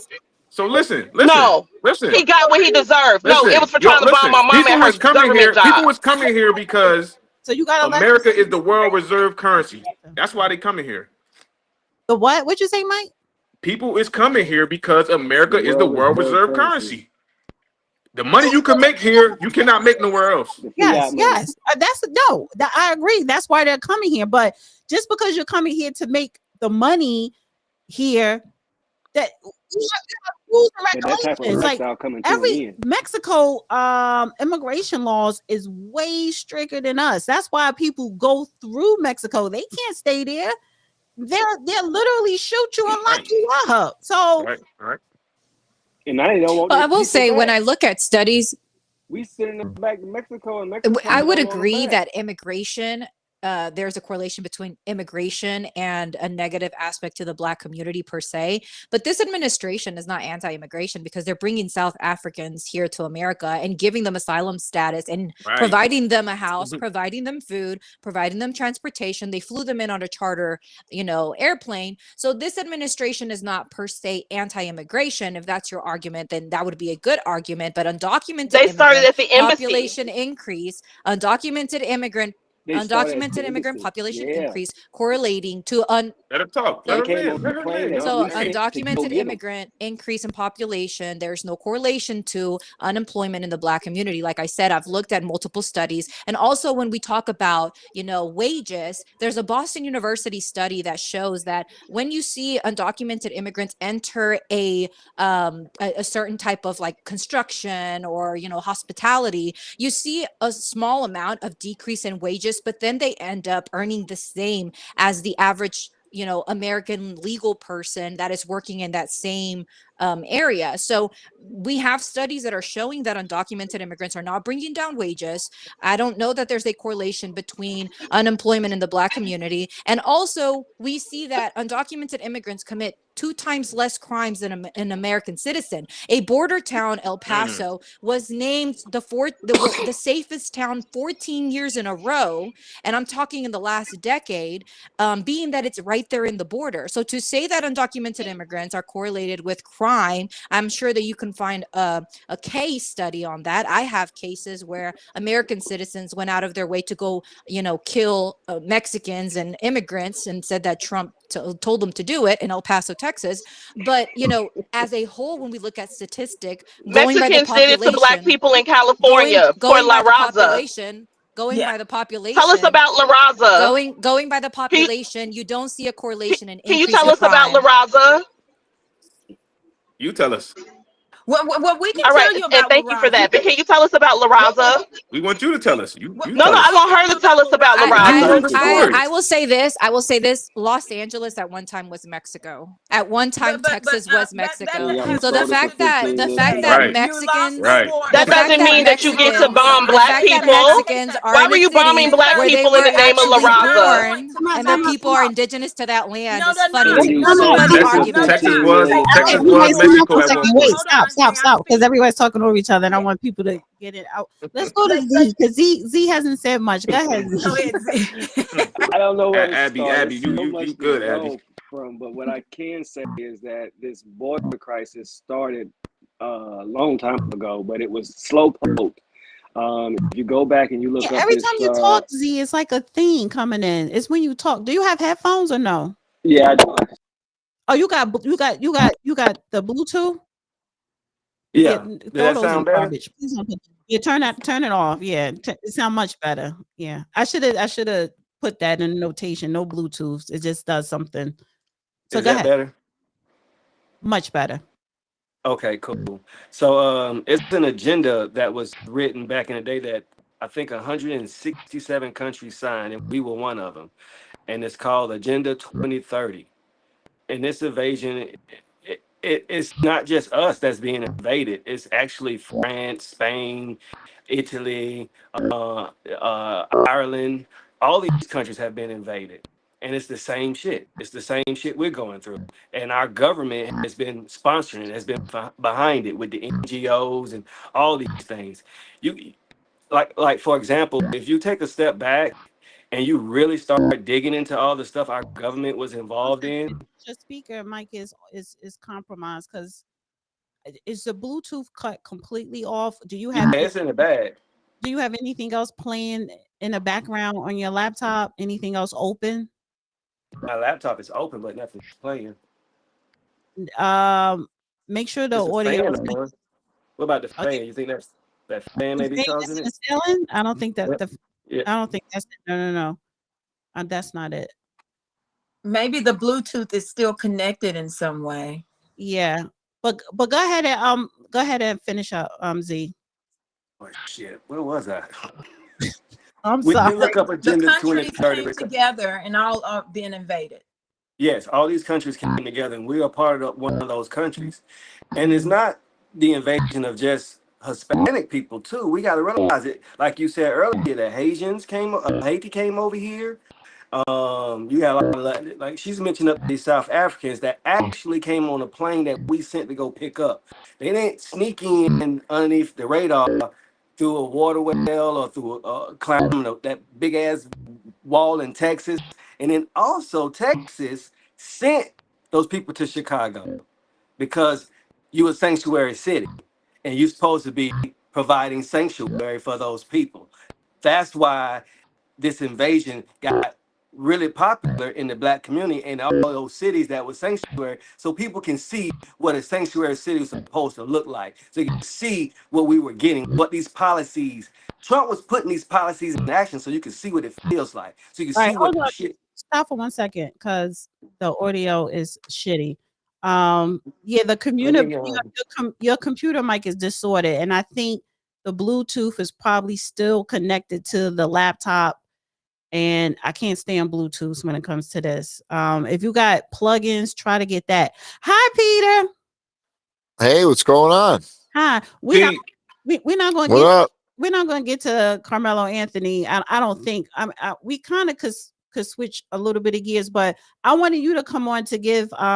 Let's switch the gears to Diddy. A quick Diddy recap. So it's done. Closing remarks is officially done, and the case is in the jury hands. So what happened today with the defense closing remarks?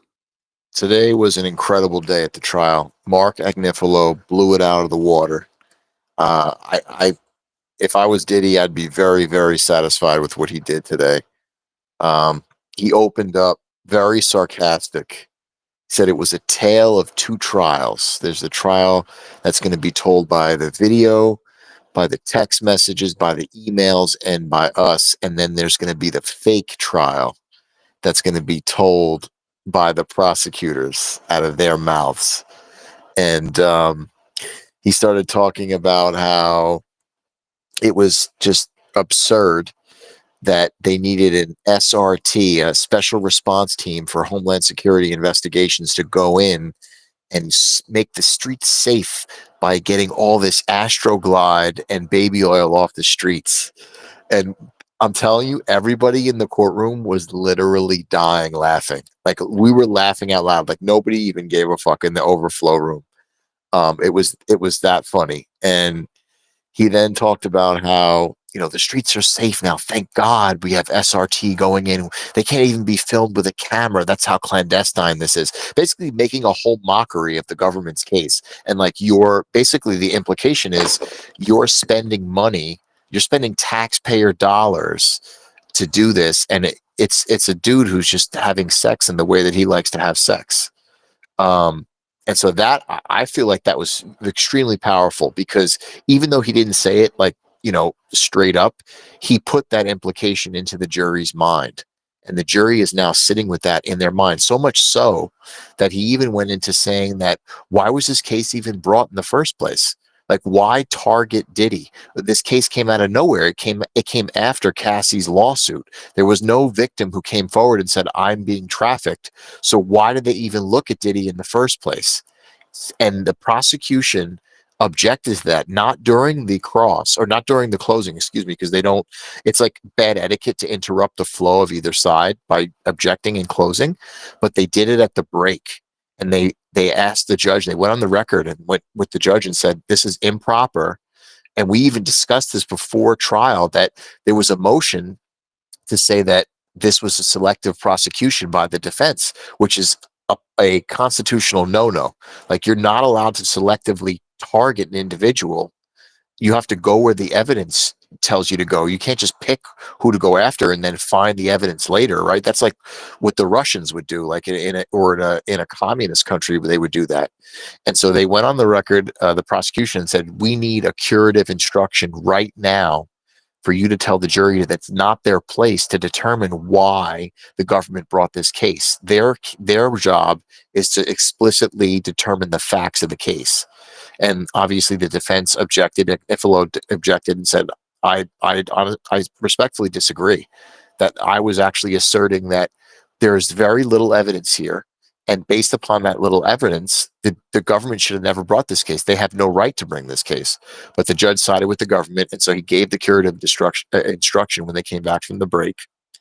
We then went to lunch, like probably within a half an hour of that, came back from lunch, and he went in again about how thin the evidence was. And again, the prosecution objected during a break, and so there had to be another curative instruction. So I think from today, from what I saw, that he raised enough reasonable doubt, literally went over every single predicate act in the RICO part of the case, as well as the sex trafficking. Let the jury know that these individuals, both 50 Cent's baby's mother and Cassie, were after money, and they were consenting to these acts. And this is not sex trafficking, and that it was personal use for the narcotics. It was not distribution. And that Capricorn Clark was never kidnapped. And there was just so many inconsistencies, so many holes. There was enough reasonable doubt, I thought, to drive a truck through. Right. And So he was great. I heard Sure. that when Agnifilio wrapped up, that the overflow rooms were applauding. Yes. So there were literally, it was like the end of a movie that you love, or like if you've ever been on an airplane with a lot of like Spanish or Dominican people, when they clap when the plane lands, that we made it safely. That was how the audience was clapping at the end of Agnifilo's, when he rested. And he rested. It was. What happened with Diddy's daughters? Somebody was crying. Yeah, they were crying in the room. So we could see in the overflow. You can't really. The video is very grainy and washed out, so you're really there to hear what's going on. You could see that they were emotional, but I mean, everybody was there, and the whole family. We actually saw them in the cafeteria. Everybody was just, very happy after watching the morning closing. And it was really good. I mean, he closed by saying that this case is your case to the jury, and do what you should as an American jury, which is to show the government that this is ridiculous and this individual is not guilty, and show that with an acquittal. It takes courage to give an acquittal, and have that courage to do what an American jury should do. And I thought it was masterful. It was one of the best closings I've ever seen. And I just anti-Diddy, they're going to say he did horrible, but I believe that it was good because he paid all that money. But anyway, okay, I want to swing back to the topic because I guess some people are antsy in the chat. Jeez. Birthright citizenship, Peter, do you want to chime in? SCOTUS sided with Trump. So what are your thoughts on birthright citizenship? Well, we spoke about this a few weeks ago. I think anybody who's here illegally, they need to go the F home. And I know we're on YouTube, so I don't want to say the full F word, but you know how I feel. They should be going home. If you're here illegally, you got to kick rocks, and we got to get you on an airplane ASAPless back to wherever you're from. And if we can't find where you're from, we need to send you to a COURT or a third world country so that you can make sure that you don't try to come back again. That's how I feel. Pete, man, you got some Italian cousins, and the Irish and the My cousins, bro, we've been here they 4 got to go generations. too. All They my got to go people too, did, Pete. all my people did their organized crime decades ago. They're all well Facts. insulated. They all wash their money nice and fresh, so we don't got to worry about nothing. And they assimilated into the country. Hey, Pete, you ain't That's got it. Nothing. We don't worry about That's why we nothing. I have have a Little question. Italy, I like because that, I they have a Pete. assimilated so question. well. Can we roll this back? Well, yeah, wasn't answered. Can we talk about La Raza? Yeah, I'll talk about La Ma'am, Raza. can you tell Yeah, the audience about La yes, Raza and what it I'll talk stands about La for? Raza. Because Yeah, because so I'll talk about it La if you want me to talk Raza about it. terrorized Black people in LA. I wasn't done. I just asked, but let me get this out because La Raza bombed Black people in LA, and La Raza is a huge issue in California. They tried it in Chicago, but oh no, it didn't work. So tell us about La Raza and what they did to Black people in LA and in California, rather. La Raza, which is what Mexicans use to say the race. And let me clarify that Mexican is not a race. Mexico is a country. And Mexico abolished slavery in 1829 when they had their first mixed president who was of indigenous and of Black ancestry. And also thousands, I want to say that over 120,000 slaves came to Mexico, and Mexico protected them and made them free men in Mexico because they did not have the same system that America had. And on May the 5th, Mexico fought against the French because of them wanting to come in and implement the same ideologies that America had in its system. So La Raza is what Mexicans say when they are proud of their country, the fact that they have fought for freedoms and rights that America did not have for decades and decades on end. And after parts of Mexico were sold to America and made America, and the border crossed thousands of Mexicans, they now have to sit there and listen to people tell them they need to go back to their country. Well, if you're here illegally, you got to go home. So That's what I say. If you're here illegally, but Chicago was never Mexico. Right here on the west side of Chicago, this was never Mexico, and that's why we're Los calling ICE Angeles friends and again. Texas was.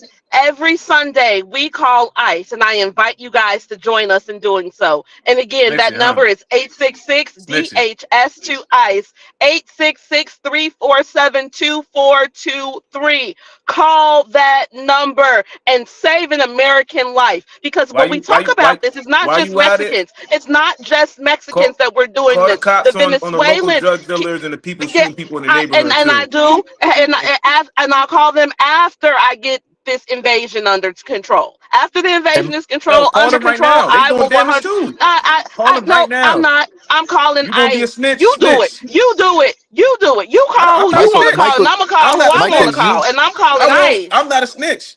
I'll say you Okay, make a then good. don't worry about what we're doing. We're Americans. Don't worry about I'll what say we're one more doing. thing. I'll say Michael, one you more make a thing. good point, though. The That's the reason that narcotics need to be legalized, because we don't have to worry about impure product coming into the country. Guess what? Because we should be able to buy it at CVS. That's So- right. So after the Like that, independence of Mexico, the fact that Mexico was part of the transatlantic slave trade, and Mexico had freed anyone who had come to that country, the indigenous also, because they also were taken at some point and they were tried to be made slaves, but they would literally die on the job. And we have actual cities in Mexico, some in Guerrero, some in other parts of Mexico, that were literally founded by those that were newly freed slaves. Mexico is proud of its history and its heritage, and that is the reason why Mexicans scream out and say the race. But if you look at the race of Mexicans, it's made out of indigenous, those that colonized it, which were European, and then about 10 to 6% of the average Mexican has African ancestry in them, because in Mexico there was a lot of mixing. There wasn't this segregation that America had. And so I do think I advocate for our communities to come together, because I think that the American system is a racist one. I think that America doesn't want to fix its immigration issue, and they aren't fixing it. Now they're taking away citizenship from those that are being born here. And so we're creating this issue with no actual solution at the end, which is creating a new generation of people that can go out and work in very, unsafe situations and risk themselves. And at the same time, we're advocating for them to be sent back to countries that they're not from. El Salvador, they're not from Venezuela. We're sending these people, we're not following our own laws, we're not giving them the right to talk to judges, we're not following the laws and actually abiding by those rules that we put in for asylum seekers, calling them undocumented immigrants, when asylum seekers are actually not undocumented. They're not illegal. They They're not came here through a asylum system. seekers. They They're came here through a they're system not that we asylum set up. seekers. They followed our laws, and No, now wait, we so, are. Now we are. what makes them, let me ask this question. What makes those 10 million plus people asylum seekers?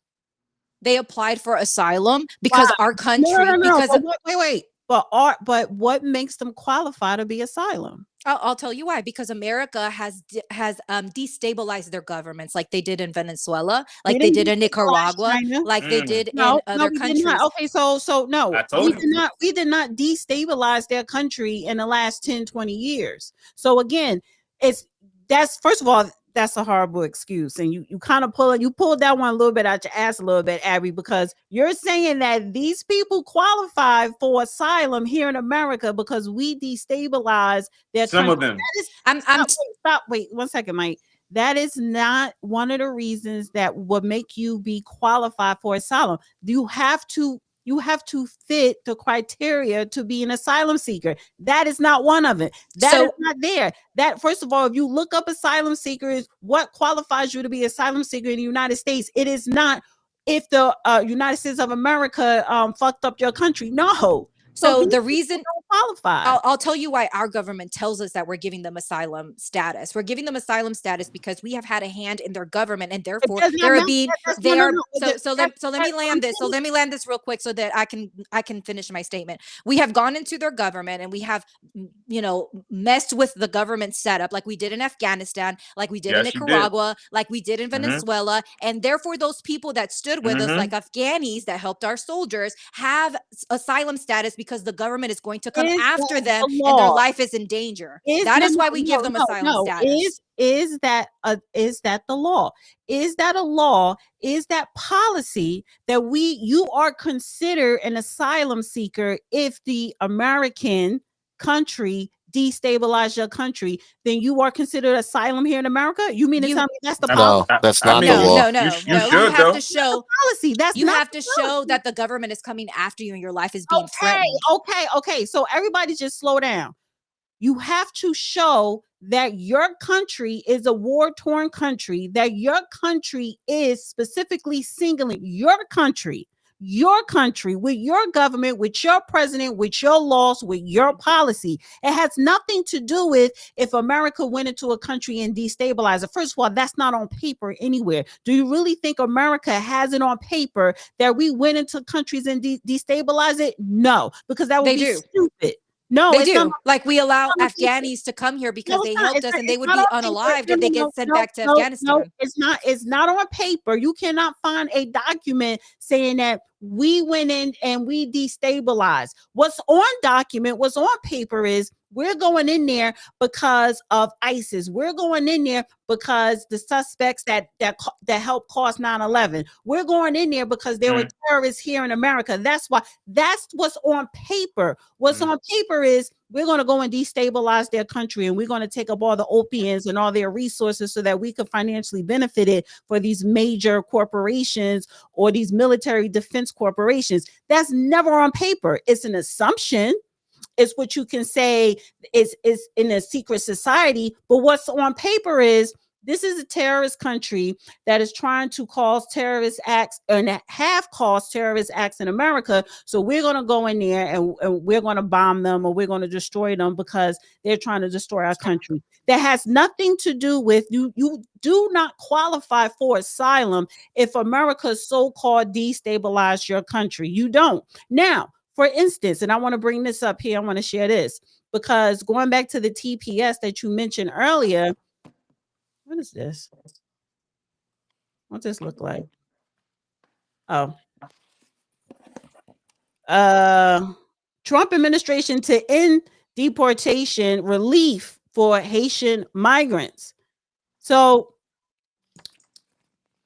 Nam, whatever the hell her name is, shortened the duration of the TPS status for 521,000 Haitians earlier this year would terminate the status September the 2nd. You know why they got TPS? It ain't because the Clintons went in there and fucked shit Because up of Trump. NGOs.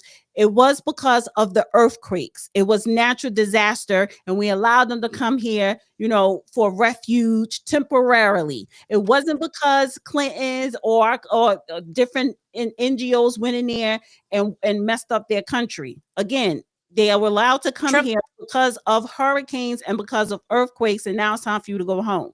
Trump I gave don't protection understand why they status. didn't- Trump gave protection Dana, status I'd to like to clarify Venezuelans, something. Haitians, and Nicaraguans during his first I don't know why they term. don't send them to And then they Guantanamo blamed the Bay. Biden Send them to administration for an Guantanamo influx. Bay. Then they blamed the Biden administration for an influx of asylum seekers after Trump during his first term gave them the TPS status that they had to come here to America.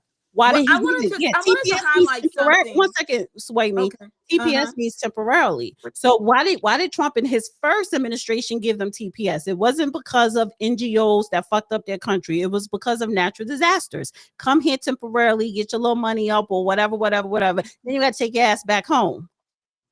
What's wrong I don't with even it? understand why you should come here to the mainland. You should be in Guantanamo Bay. Trump allowed them to come, sir. So the interesting Why part did to he me allow is them that to then we come, turn though? around after he did this in 2018. We turn around and we say that we have an asylum issue and we start blaming all these things when in reality, the person that created this issue is Trump, and he has he did not no create solution. this. He No, has no you're solution other creating than a false removing TPS narrative, status. Abby. You're creating a false narrative. You're creating a false narrative. Trump allowed TPS. TPS means temporarily. That means you have an expiration date. But why did he allow them? Because of natural disaster, earthquakes, hurricanes. It wasn't because the U.S. went in there and destabilized their country. It wasn't because of that. Because now you're saying that's why the 10 million plus people came here, because the United States destabilize at least 20 countries, which is pure bullshit. So these people are not qualified asylum seekers. These people are not refuge. Haitians, particularly, and some of the Venezuelans, you could say temporarily protection status. Temporarily. Now the Trump administration saying you got to go. Even when he was president his first term, he let them come. It was for 2 years, and your ass had to go, and he deported them. So he goes by the book. He goes by the law. Biden did not. They broke every fucking federal law when it comes to our border and our immigration. That is a fact. Well, The design of it was to increase the voters, right? Judge Joe Brown had talked about this multiple times. Yeah. That if Kamala Harris, if the cackler would have got in, she could have made them legal, and they would have been able to basically juke all the voting stats in all the different states that they put them in. What's so funny about that? honestly, What's so funny is that They did statistically take speaking, advantage of that. the border, statistically speaking, those honestly. Cubans and those people that had the ability, because if you're here and you're an asylum seeker, you cannot vote. If you're a resident, you cannot vote. If you're DACA, you cannot vote. But those that have certain protections that were given to them, like those Cubans that came here, voted predominantly. They voted right. They voted for conservatives. So that's a very funny argument that I hear that is so untrue. Yeah, but at the end of the day, with 10 million, and then you're sending them to sanctuary cities where it's predominantly freedmen, you're definitely attempting to change the votes and change the demographics for a certain demographic to vote for you so that you can be in power. Conservatives probably Hold are. on one minute. I have to correct something that you said. You were claiming that the Mexico is very welcoming or has supported their humiliated people. And I don't call them black, because the only black Americans or the only black people are the freedmen in America. But anyway, so with that, they were not even counted on their census until I think 2010. Did they finally acknowledge the humiliated beings in Mexico? And then also they did kill off their only humiliated president that was attempting to change and have some things happen in Mexico. We do know that. And then the other thing in Mexico right now, they are not allowing Americans to come to the country. They are ousting Americans, and they don't want any others coming to Mexico, even their own people coming back that have immigrated here. So I just had to make sure. What Mexico does, when the Americans go to Mexico, first of all, we can't be a citizen unless it's a relative or somebody that that a relative or a husband. That's the only way we could be a citizen there. And when we go there, yes, it's temporarily. And if your ass stay past your expiration date, they will literally bust in your home, grab you up probably by your face, probably throw you in prison, and then send you back over to America. Every country outside of America has very strict immigration, illegal migrants laws. We're the only one that is very, very lenient. And then now you actually get a president who is following the little laws that we do have. He's a racist, he's this, or you breaking up families. It's like, no, you came here and you took advantage of the system. And we do have a system that allows people to take advantage of to make money. I'm gonna be honest. The system has been taken advantage very badly, though. I'm not gonna like. I cake for immigrants. You know what I'm saying? Changing their life, but I honestly, the border has just been exploited. I'm gonna be real. It's been exploited to the point where you don't know if a terrorist could be coming through the border or not. You know what I'm saying? Now you see how he flips? That's the 10%. No, I'm not flipping though. Of the I'm not FDA coming out. I'm not flipping though. No, I'm not flipping. I'm still pro immigration, but I'm being honest. Yes, it has been exploited. Yes, we can't just be, oh yeah, you just come to this country and you have a baby and then your baby is a citizen. No, we can't do that. But at the same time, like I always go back to common sense. We gotta have common sense with some of this stuff, man. Like Abby's saying, you cannot go into other countries, mess up their countries, and then expect people not to come here.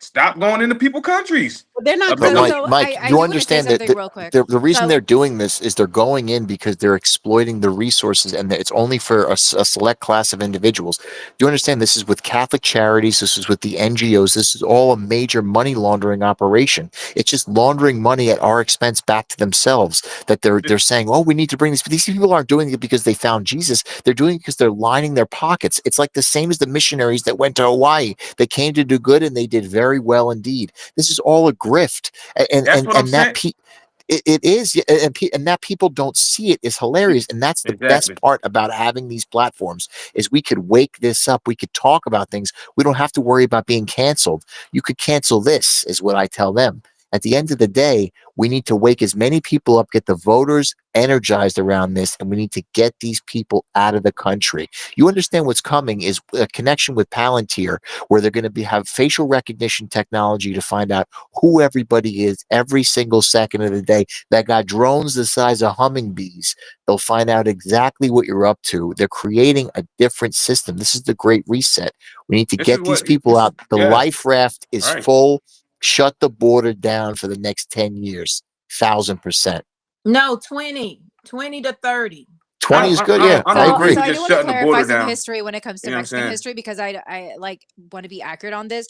Guerrero, who was of mixed, heritage, he was half indigenous and half African. Like, he was unalived because there was a civil war in Mexico that was being fought for those ideologies that were trying to infiltrate Mexico, like those from Spain and France, and they were coming up north and coming down. This is what the Guerra of Pueblo, which is May the 5th, which was fought in like the 1860s, right? After the independence of Mexico in 1829. So the fact that he was unalive, that, Guerrero was unalive, doesn't like say anything about the Mexican people, because the Mexican people continued to fight for the rights of all of those that were in Mexico, and actually were, they actually won, because they won the freedom. They have freedom towns in Mexico that were founded again by freed slaves, and in Mexico they were no longer slaves. The Underground Railroad went to Canada or to Mexico. This is the reason why. Mexico is not like America. They didn't have Jim Crow. They didn't have the white South Southerners that were doing all of these atrocities. Right. The Underground Railroad didn't go into Mexico. There were a lot of freed slaves. Well, they went to Canada, but there were a lot of free slaves that came to Mexico and were considered free. They had towns called freedom towns in Mexico, and people did come and travel to Mexico because they knew that they would be freed. In 1860, during the Battle of Puebla, which is May the 5th, Cinco de Mayo, the thing that was being fought, there were ideologies that the French were trying to bring, quote unquote, continue to uphold slavery when Mexico had already said that they weren't going to do so. So just want to What does clarify have to that. do with today with I'm saying the court, I because think that Mexico lost. That's why we have the border. That's why we have the line that cuts off Mexico had a president that corruptly sold land, which is why Mexicans say that it's stolen land, which is a historic thing that can be the same way the French with the Louisiana Purchase. So it was business. It was business, and you lost the war. So what are we talking about? Fast forward. And they I'm got saying paid. because They I'm got saying paid because well. they were trying to conflate America and Mexico, and the two are not the same. Mexico currently has a female president when America has never had a female president. So And I'm that's just saying the okay. progress of Mexico. Mexico has a Jewish president. I'm just saying she is a female, You and cannot she is say the president. So again, my statement is still true. California is Mexico. You cannot say in 2025 that Texas is Mexico. That's illogical. I'll clarify what I said. I'll clarify what I said. I'll clarify what I said. The fact that people are waving Mexican flags, being that they are indigenous to that land, being that they're indigenous, being that they are, again, I'm going to finish my statement. Yeah, let her finish and then you could. Okay. The fact that people are waving Mexican flags in a land where their ancestors were indigenous to that land, to me, is not disrespectful. If anything, it just, people like to signal the fact that their people are indigenous there. Some Mexicans that call themselves Tejanos, they don't even call themselves American because they say that the border crossed them. The same goes with LA and other towns in California and like Arizona and other cities. So I think that's an interesting fact. And also when people say, oh, these immigrants are bringing different things to our countries, they're not assimilating. We don't say the same thing when we have little China, little Italy, and people are so proud to fly their flags. We give them a whole section of towns and allow them to name them after their countries, like Italy, like China, like Tokyo. And it's interesting because we look at Mexico and say, oh, they should assimilate. Let's wait me reply.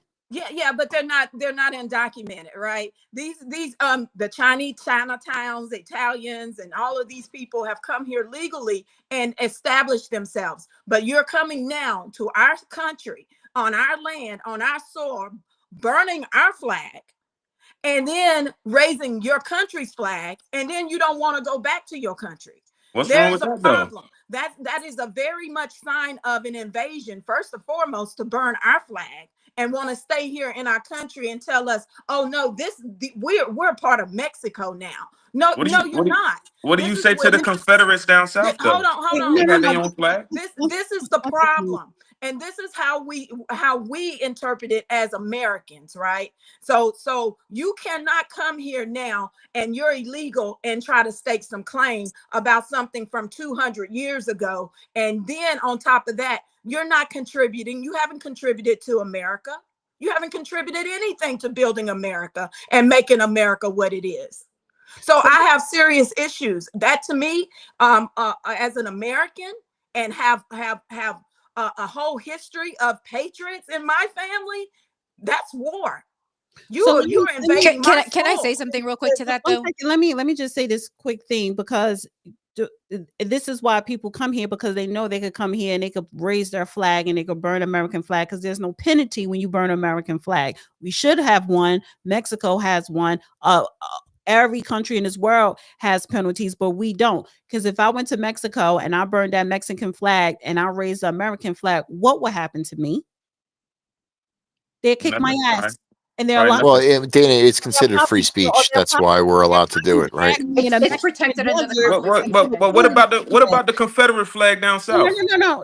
What about that flag? They lost the war. And if you know anything about American history, when the Union kicked the Confederates' ass, that flag was lowered. But they still had them flags though. Let me correct you. The Confederate flag is only in museums or in certain places. It is not on it's not on a government ground. So I don't know. Dana, during January 6th, those MAGA supporters had the Confederate flag in the Capitol. A U.S. citizen can have a Confederate flag hanging from their home. You can have a Confederate flag hanging from your business. You cannot have a Confederate flag hanging from a government building. They had some though. No, you cannot have a Confederate. No, they didn't have any of From that. businesses, They're not businesses. hanging Confederate flags in an official capacity. During January 6th, all of the No, MAGA no, supporters that were storming the Capitol had Confederate flags. Yeah, but they're and not Trump- government agents. And But they're not Trump- government agents. And But we're Trump talking about destroyed- flags though. No, We're talking about everybody be flags right quiet, now. because you're missing what I'm telling you. You, as an American individual, you could carry any fucking flag you want. You could wave any flag you want. You're not going to see a Confederate flag in public schools or in a government building. You don't see Mexican flags there either though. This is what makes America great. You see gay flags. You see the fag flags. Exactly. Right. Exactly. Whether you, this is what makes America great. Whether you are Mexican, wherever you come from, or if it's Confederate, you can wave that flag.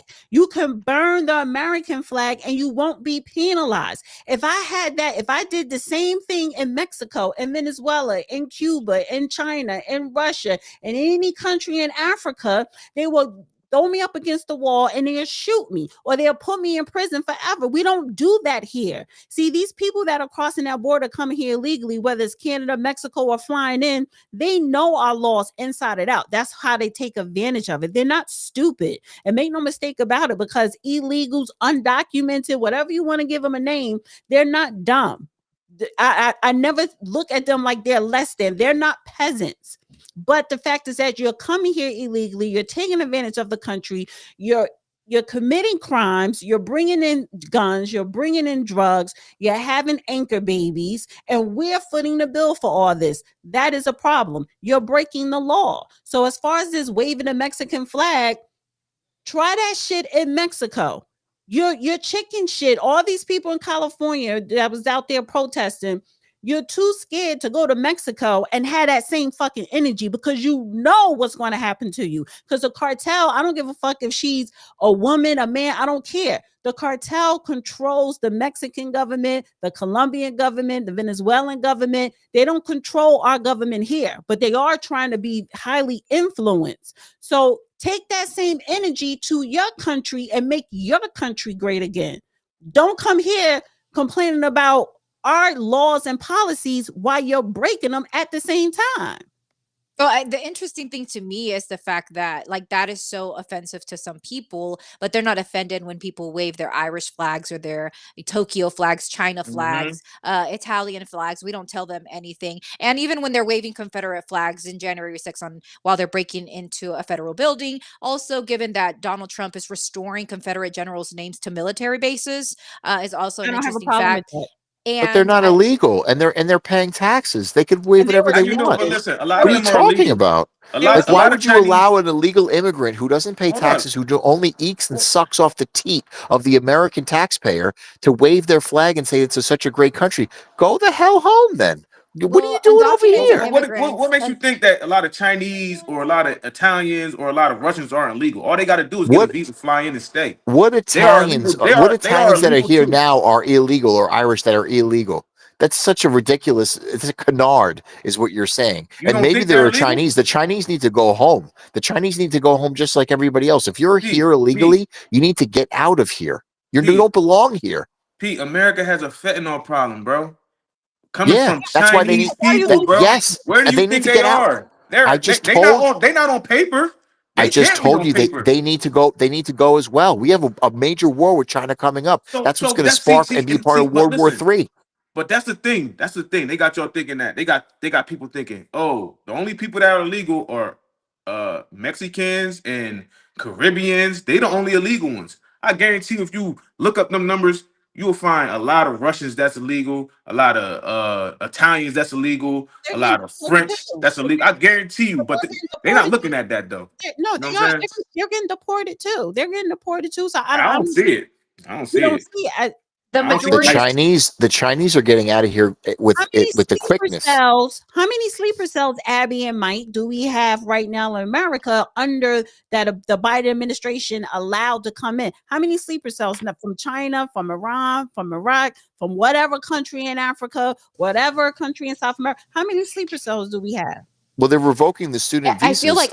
like that Dana. is I feel like that's such a straw man argument to make because there's no proof either way. But I do think that it's interesting. One thing that he said that undocumented immigrants are not paying taxes, being that we give them an ITIN number and we have tracked $197.6 billion that undocumented immigrants have paid into federal, state, and local tax. This was in 2022, so I want to say that that number has increased. Being that we're saying that 10 million more undocumented immigrants have come into the country, so it's interesting that you say they don't pay taxes when they are not eligible for any federal welfare. Again, we Nope. have the facts to say that, and they are paying into our tax system. The government has said that because of our asylum programs, we have spent about $400 billion in 15 years, and we have come out positively that almost $200 billion from the asylum program. When we allow people to come here and seek asylum, they end up, beginning programs. They end up building Fortune 500 companies. 46% of founders or children of founders.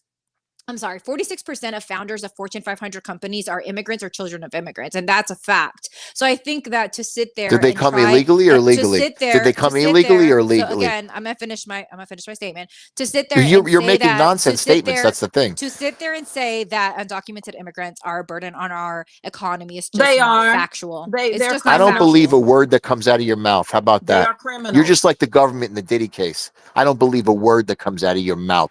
How about I that? have stats. I have statistics. Your So yes. And stats we are have garbage. stats and Your we have stats are Right, okay. garbage. Okay. Yeah, And I you don't know believe yeah. that facts. they sent And you to don't believe Mexico facts. Your You don't your believe what facts. you want. Nonsense. illegal Right, I am facts. undocumented immigrants Yeah, do okay. not support our economy. Yes, they do. They send pay taxes. remittances outside of the country. Therefore, when we are citizens and we are staying right here in this country, the money goes into our economy. The money comes back It to becomes America. It's our the world reserve capital. currency, though.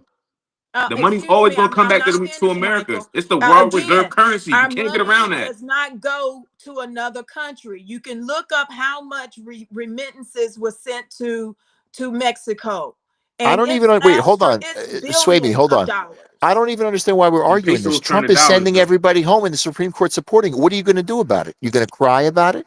What are you going to do? The fact What that are you going to Donald do? Trump, the fact You're going to that do Donald nothing. Trump, You're going to do Donald Trump ugats. asked the IRS for documentation on listen, on undocumented immigrants, not documented, undocumented immigrants, tells me that the facts that we have that give us the billions of dollars that undocumented immigrants are paying using their ITIN number are accurate. If they were not, this administration wouldn't be asking the IRS for them. So before you get paid, if you've ever known how payroll works, you get deducted the 30% or whatever local and state tax applies to you, and that gets deducted from your payroll before you ever have the money to send it wherever you want to send it, where people are free to do that because we live in quote unquote the land of the free.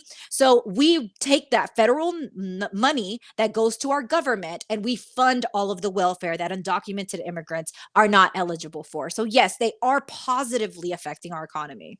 And But So the, why but the are they welfare, the running welfare. when I don't, ICE let comes? me say something. They're being exploited because first of all, because they're illegals, they are getting paid little to nothing, and the company that's employing them, they have to take out taxes for the state or federal, whatever. So yeah, they're going to take those deductions out of that limited income that they already are getting exploited from. So they're getting exploited, but they still continue wanting to come here for that American dream. So that little bit of money that these companies are deducting from their pay wage, and they're already getting paid below the federal and state standard, that's not making a dent contributing to our social security, to our social services. They're not helping our social services. We are paying into it. Matter of fact, a lot of states on the East Coast, New Jersey and New York,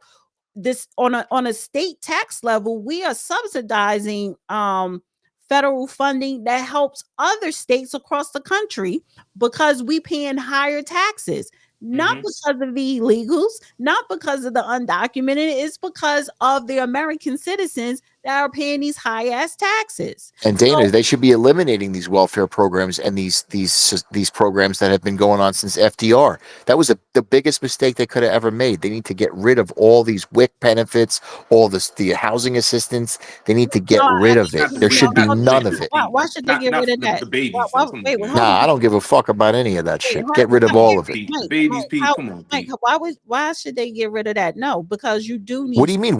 How do you get to So then take get things rid out of of my it. pocket? You didn't earn the money. Then How what do about- you No. But see, you're looking at it differently because the purpose of social services is to help those who are at a disadvantage. American but they're grifting.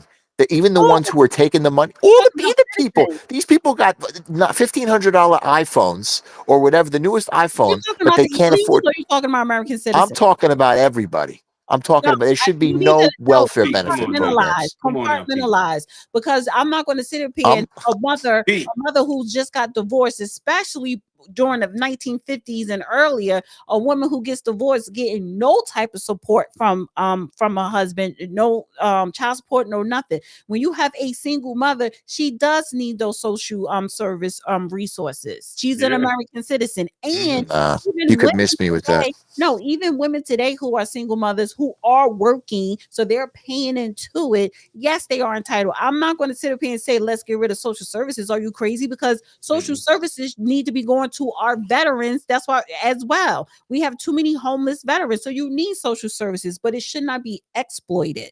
It should not be taken advantage of, and it should not go to non-citizens. Yeah, so how Well, do the you stop interesting it from part- being the interesting exploited and part to being me, taken though, advantage of? the How do you stop interesting it? part What do to you do? me- What's the mechanism to stop it? The interesting part to me is that when we look at states that are sanctuary, have the largest sanctuary cities, again, I said like New York, Los Angeles, Chicago, you see that they pay more federal taxes than they take in. You can also see this with the state that has the highest undocumented population, which would be California.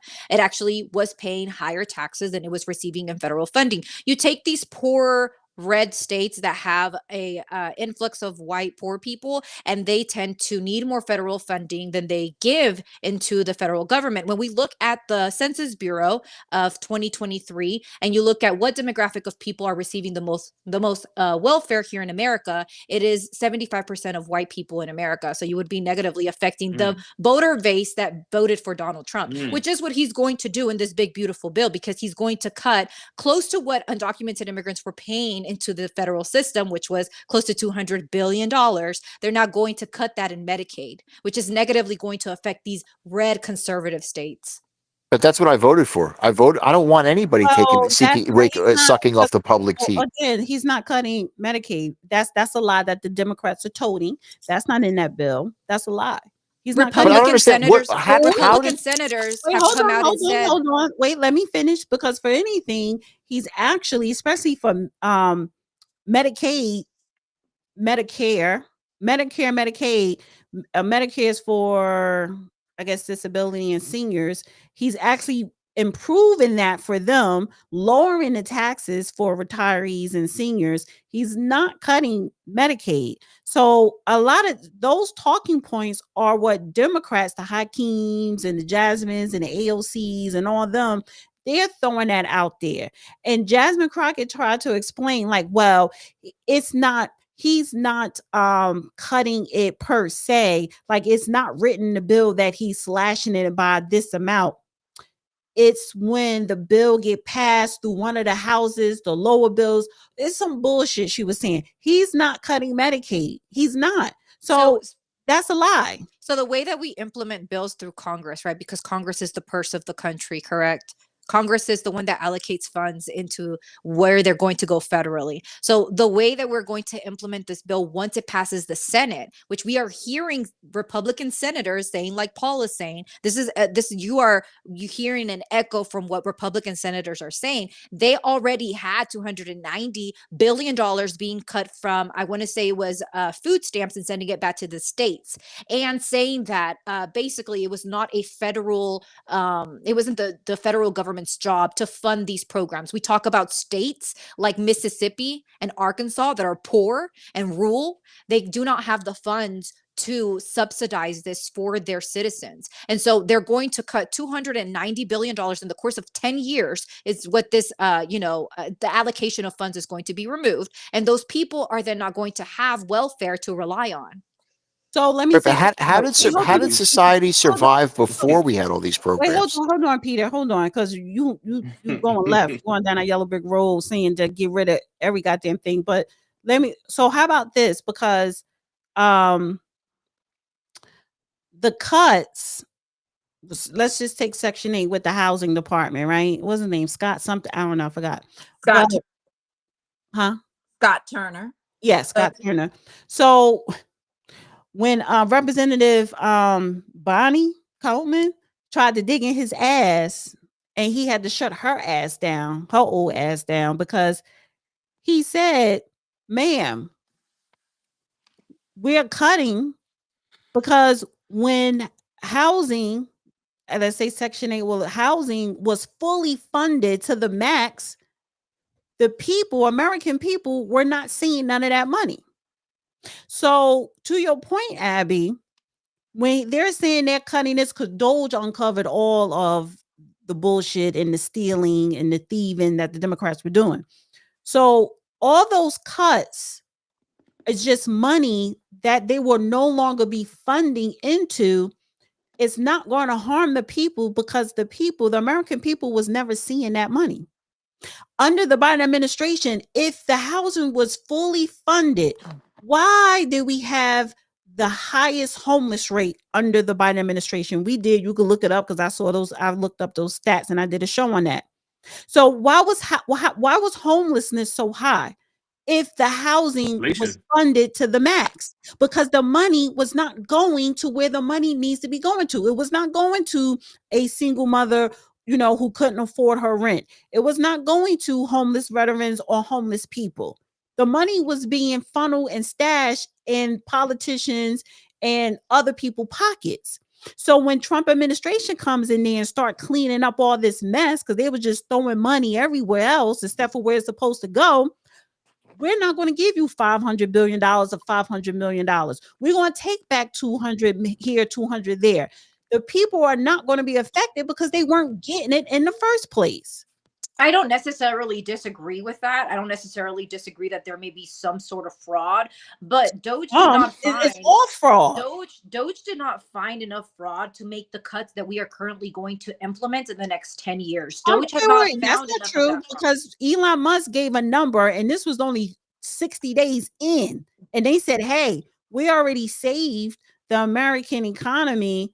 It was over $2 billion. So this is 3 months in the Trump administration. They're not even done yet. This is a 2-year program. So his bill with he's cutting this, he's cutting that. I don't give a fuck because the American people were not seeing this money. Because again, you can't tell me you're mad that he's cutting, let's throwing a number out there, $500 million from housing. Well, you mean to tell me that the Biden administration was funding housing at 100%, but homelessness went up 30%? When we talk about maybe the homelessness thing, there is more fraud. But when we talk about food stamps per se, and they're wanting to send that back to the states, the funding for that is just not possible, being that these states like Mississippi are too poor to fund it for their own citizens. Like that is just the reality of the world. And to say that Doge found billions of dollars, Elon Musk, who then came out on X and, posted a bunch of stuff on his best friend when they had a falling out, did not give the receipts on the billions of dollars that he had supposedly saved. The fact that we are giving the rich a tax cut is the reason why we're having to cut down on welfare programs, because we are lifting the debt ceiling and we are at our max at how much money we can spend, given that the government's money that comes into the government, the way that the government makes money is through taxing its citizens. So when you give tax cuts, the government is not making revenue like it was prior. So this is why we are then going to take from the poor and give to the rich. Well, now we have an administration and a what you just said that you're right. Our government has always taken from the poor, but it's not in this bill. But also we have an administration now that believes in tariffs. So anyone that does trade with us, we are now accruing some monies, right? And not just taken from the taxpayers. But I also want to highlight, when you speak of Doge and Elon Musk, we must talk about how they found all the fraud in the Social Security system. There are illegal immigrants or undocumented receiving Social Security. So you know, you got people that are on Social Security that are 250 years old. I don't think it was going to the legals. It was more probably going to the politicians more. Hold on, but we know that illegals, undocumented, were receiving their parents. They bring their parents over, and all of a sudden, their parents are receiving Social Security. I know it. I never seen it. I work in a field that I know this to be true. So when I saw that they were literally going through the Social Security system and finding all of these millions of people that were supposedly 100 years old, 99 years old, 85 years old, some was 200 years old, and it's 200 like years old. That is actual monies that was going where? To who? We have to find that out. That's a part of the corruption. And that is something that we know was happening. And that money comes from the federal government, and it goes down to your state, right? To your local, to whomever else. So that is so we know our state government and someone in the federal government were working together to make this happen. But listen, so I do want to I want to clarify this one thing, because I think we're conflating two things that are kind of different. So the Obama administration, when they originally started USAID, which was what I think Doge was called before, they were wanting to update the system, the federal system, to be more up to date, because of the technology that they were using was so old. Given that what you just said about Social Security was one of the things that was a big issue. Now, it did not say that undocumented immigrants were using Social Security. There have been very few cases of that even happening, again, because they don't have Social Security. And the way that we accumulate Social Security is through employer and employee. So in order for you to retrieve that money, you have to have paid into the system, and then the government basically invests that money into not a stock market, but illegals were paying into the system. They were paying into the system, but they were not receiving money out of the system. Fraudulently, they were. How would they receive money if they don't have a Social Security? That's what Doge uncovered with the Social Security, that some of these people did not exist. They were already dead, or they weren't even American citizens. So what Doge found, though. It was what going Doge to the found was that the politicians. system that they were using was so old and so inaccurate that it was gathering the ages to be that beyond of what you could actually live. No. Like, there, in no way did I find. I told you that lie. No, I read into what they actually said. I remember there was an interview. You read a liberal, progressive legacy media article, and that's just not the truth, because Democrats. Okay, so if it was not true, then the Democrats would have presented their evidence to debunk Elon Musk, and they couldn't. They just get on a microphone saying, "Oh, he's breaking the law because he doesn't have he should not be able to have access to look at American data and all this other stuff." So what he discovered, Democrats could not even rebuttal to debunk what he found out. So where is the Democrats' evidence to say that's not true? Here's the truth. This is where the money went. They can't show you that because they were lying. They were stealing it. The way that the Doge administration said that fraud was happening was by the ages. It was not that there was an influx of people using fake Social Securities or not having Social Securities at all. It was by the accumulation of the age. Democrats show proof of otherwise. Yeah, where is the proof from Doge? Because all Doge did was defund. Doge told you, and they did show you. You could go on their website, and they have all their data spreadsheets. Yeah, I want to know from the Democrats. You're saying that it's not. If you're saying that it's inaccurate, if you're saying that he's lying, then you provide your proof, provide your evidence. They can't. I'm gonna say this: prior to Doge being, named Doge, we had a congressional, special group that goes in and looks at all of the federal spending, and the correlation between what they have found and what Doge has found is not even close. And Doge is not even working anymore because Elon Musk has completely turned No, Doge courses is still after working. he defunded the private industries that were investigating his privately owned businesses. So the No, fact to sit there Doge and is say that still in he saved us effect. billions of I dollars don't is know just what makes not you true. think Doge is not in effect because he's not there. Doge is still in effect. Doge is going to be in effect for 2 years and 2 years only. And so far, what they uncovered a whole bunch of waste money, billions of dollars wasted. Where did the money go? The money And that who are all these fake people? Who are all these people that don't exist? So again, like what I'm saying is, if somebody's saying I uncovered this and here's my proof, and you're calling me a liar, then you need to present your proof otherwise. And if you can't present your proof, I don't care what you're talking about because it doesn't make sense. And that's exactly what the Democrats sound like. But listen, let me go to the super chats. 1 second. Let me go to the super chats, and then I want people to get their clothes. Peter, are you still there? This was a good I'm one. here. I'm Okay. here. I was just waiting to get a word in because it was, I couldn't Well, get a I word don't in. know, Peter, because it's you not even sounding like a capitalist. You just want, and the audacity of you, honey, because I'm not going to tell people your business. I'm a super capitalist. What do you mean? I just don't want. I think taxation is theft. I don't think we should have to pay taxes. Facts. It's in Yeah, the we all Constitution, though. 1 second, but the people on X, Peter, know how you made your money. So let's not go there. Yeah, but there's nothing wrong with selling a little narcotics. There's Ain't nothing wrong nothing. with that back in the day. Hey, But you Pete, want to ain't get nothing rid of wrong with it, social man. services. But you want to get rid of social services, but it's okay to sell narcotics. Why not? You're providing a service to the community. You're serving your community. You should get a ticker tape parade. You're not paying no taxes. Yeah, why should you? The I believe government's in- got a set of balls on them to say that you got to pay money for things that they didn't earn.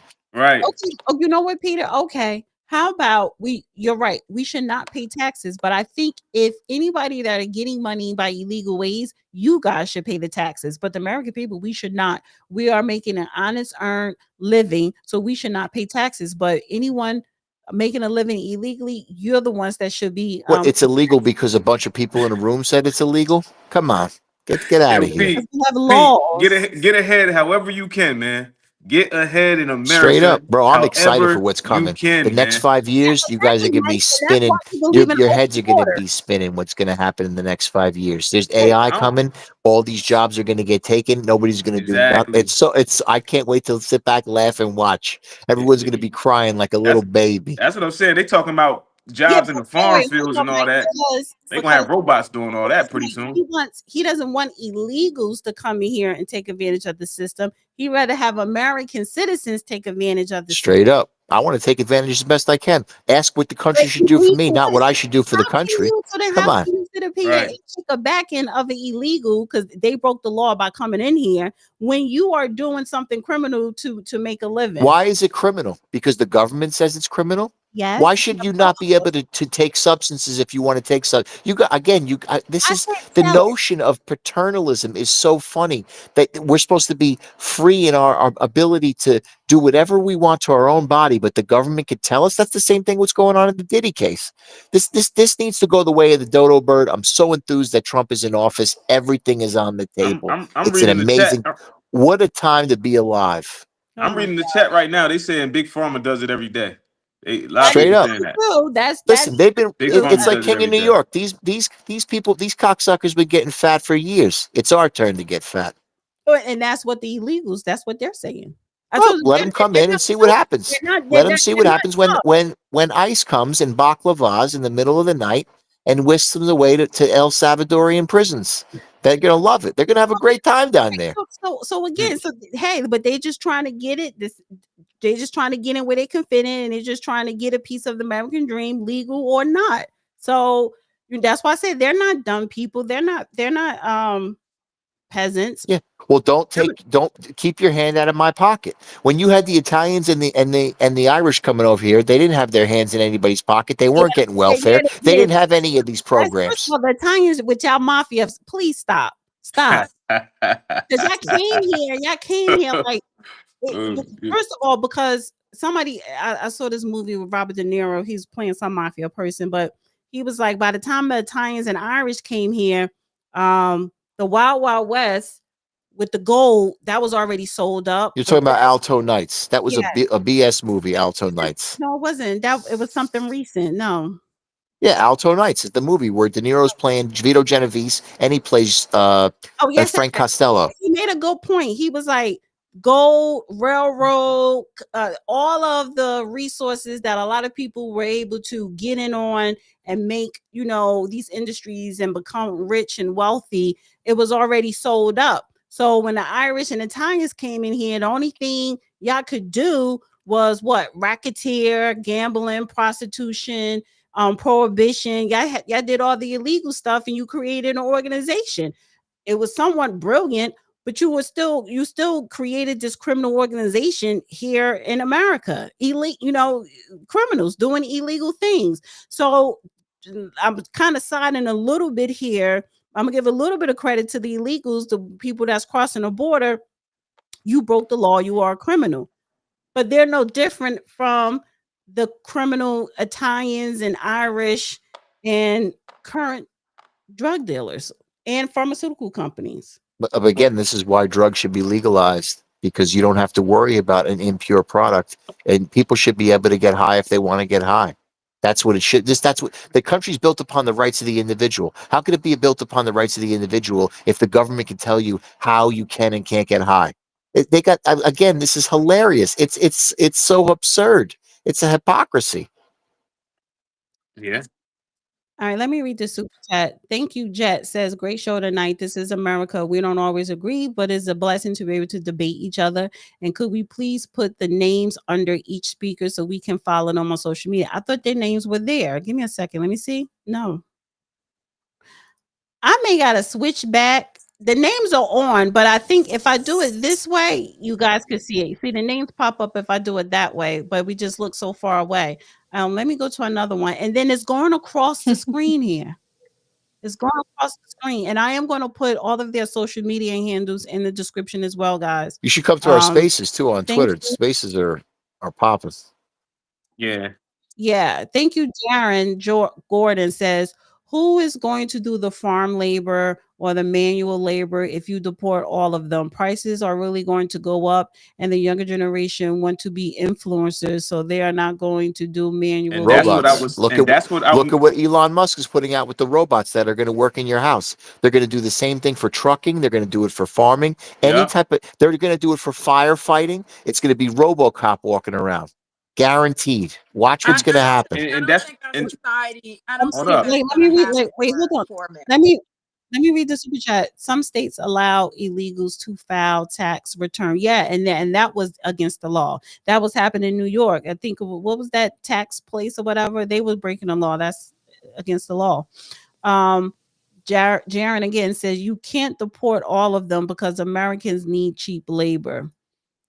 Robots and AI. The cheap robots and AI. Exactly. Let me ask a question about that, robots and AI. You have all of these companies now coming to America to make sure they are here and alleviating and paying some tariffs, right? So then you have even today Texas Instruments committed and China has committed. So you're telling me now that we have a sitting president and an administration that is attempting to make sure we have jobs for Americans. And you're telling me that AI is still going to take over in all of these positions? Absolutely. A lot of them. How? Absolutely. You're not do you paying mean how? attention? Wait, before you answer that question, let me read this and then you can answer the question, and then I'm gonna have people do the closing remarks.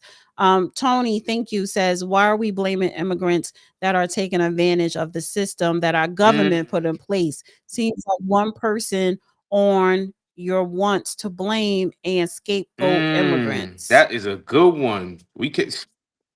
Brandon, Thank you, Brandon. Mexico only had a portion of America for 25 years, so please stop with the Mexicans are indigenous, Abby. Red natives, Spanish from And Mexicans are Spain. indigenous.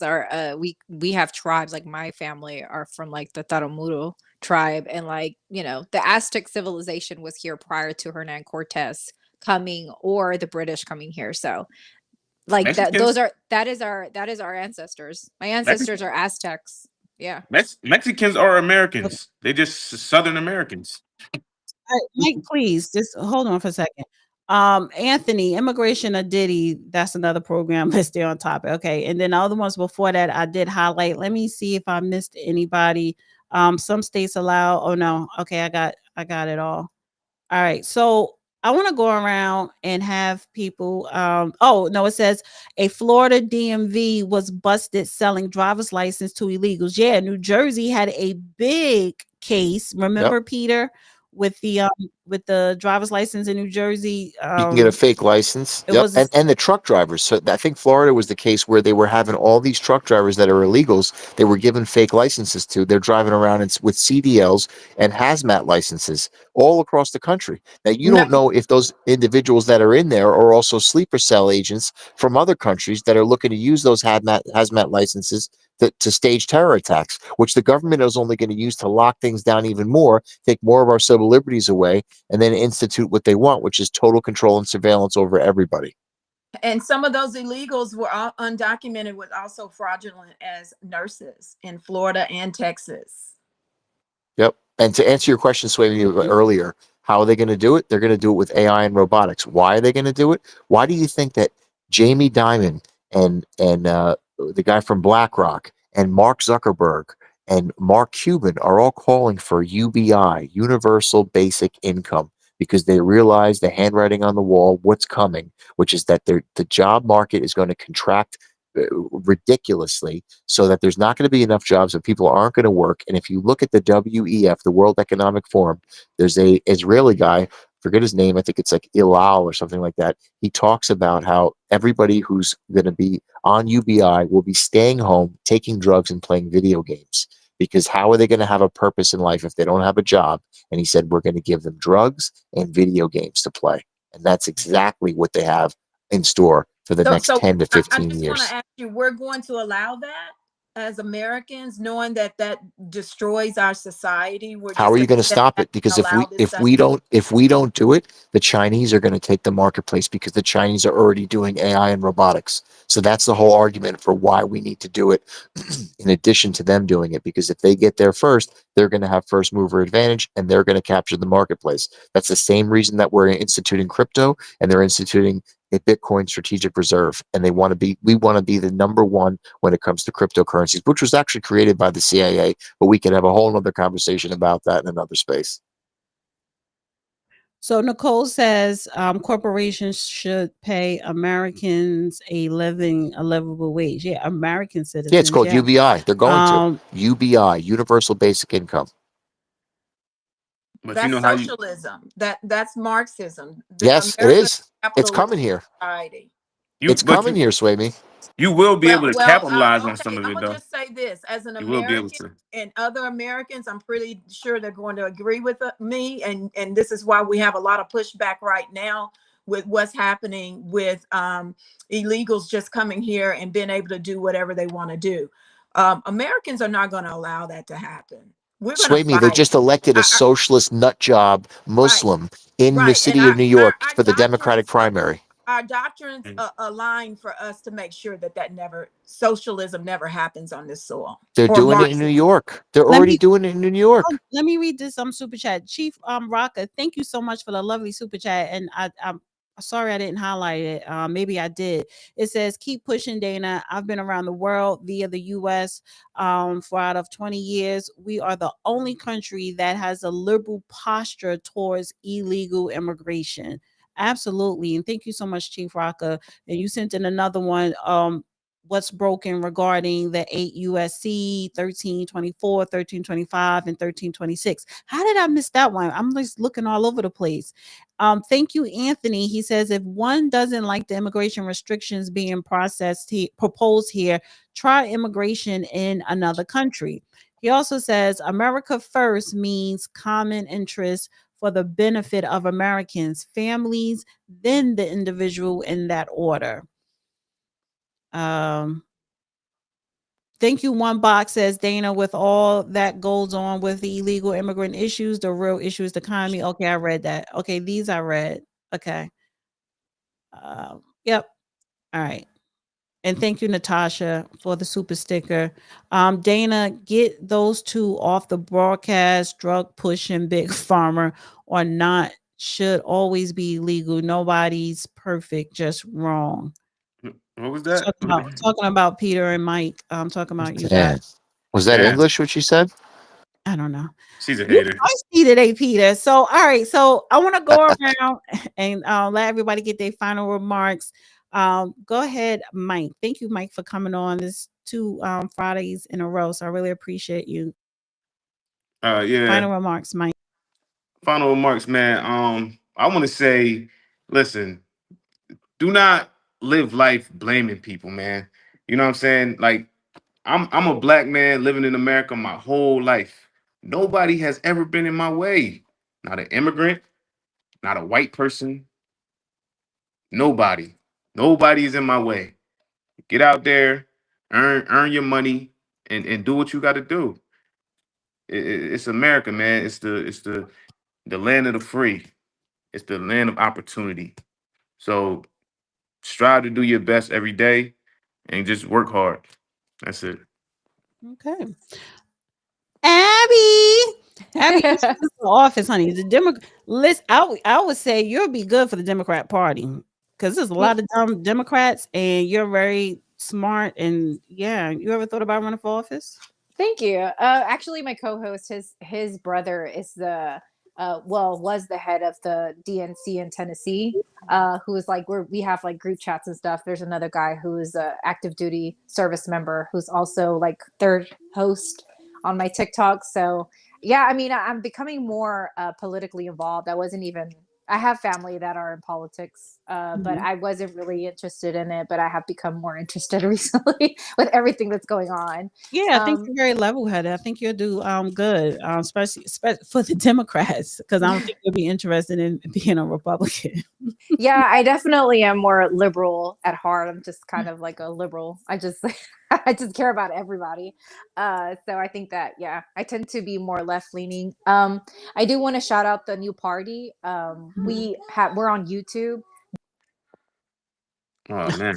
I heard the kids in the background, honey. They was getting antsy. I'll bring her back up. I'm gonna go to Sway Me and I'll bring Abby back up when she comes back on. Oh, here she go. Wait a minute. Let me see something. Are you there?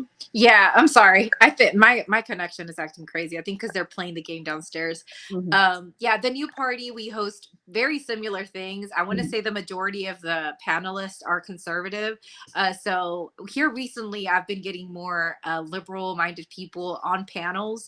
I know that on Monday and Wednesday they have the man cave, and they like have covered Diddy, and they've covered a lot of more like red pill type of topics. And then on Tuesdays and Thursdays, I'm on there. We talk about politics. We talk about everything that's up to date. So the new party is an awesome a YouTube channel to go check out. And then I'm on TikTok. Sorry. I just started my YouTube page, which is skeptic.tiktok. If you want to look me up, I've posted some highlights. TikTok is a wild place. I call it the Wild Wild West. There are no rules other than you getting strikes and your account's getting banned. So people say the craziest things. It's not as like sophisticated as YouTube per se. So if you like that type of content, I would definitely go check out TikTok lives. My TikTok is the skeptic.tm. So I'm hosting lives. If I'm not hosting, my co-hosts are hosting, or I have other people that I kind of post. And they get very lively. We have a night live that's probably ending right about now. I mean, on the daily, it is wild. It is the most wild stuff. So I definitely like this type of setup. And I enjoyed everybody chat. You guys were crazy. Enjoyed the chats. Y'all had me giggling over here. You're not on X? Oh yeah, are you on X? I'm not on X, and you know what? Nora has been telling me now for a long time to join X. I'm juggling so many things right now. X is going to be one of those things I need to work up to Yeah, to 'cause kind of go into. I'm not on TikTok, but I'm on X and YouTube. So it's usually people we pick our platform. So Yeah. thank you so much, Abby. I really appreciate you coming on. This is the second time. Definitely want to have you come back when you have time. So I really do enjoy you coming on. And I like the fact that you have thick skin. So Yeah. Yeah, she Thank you, came. Dana. Yeah, no, I really enjoyed it, and I really like your platform because I feel like you keep it very classy. So I enjoy that too. yeah.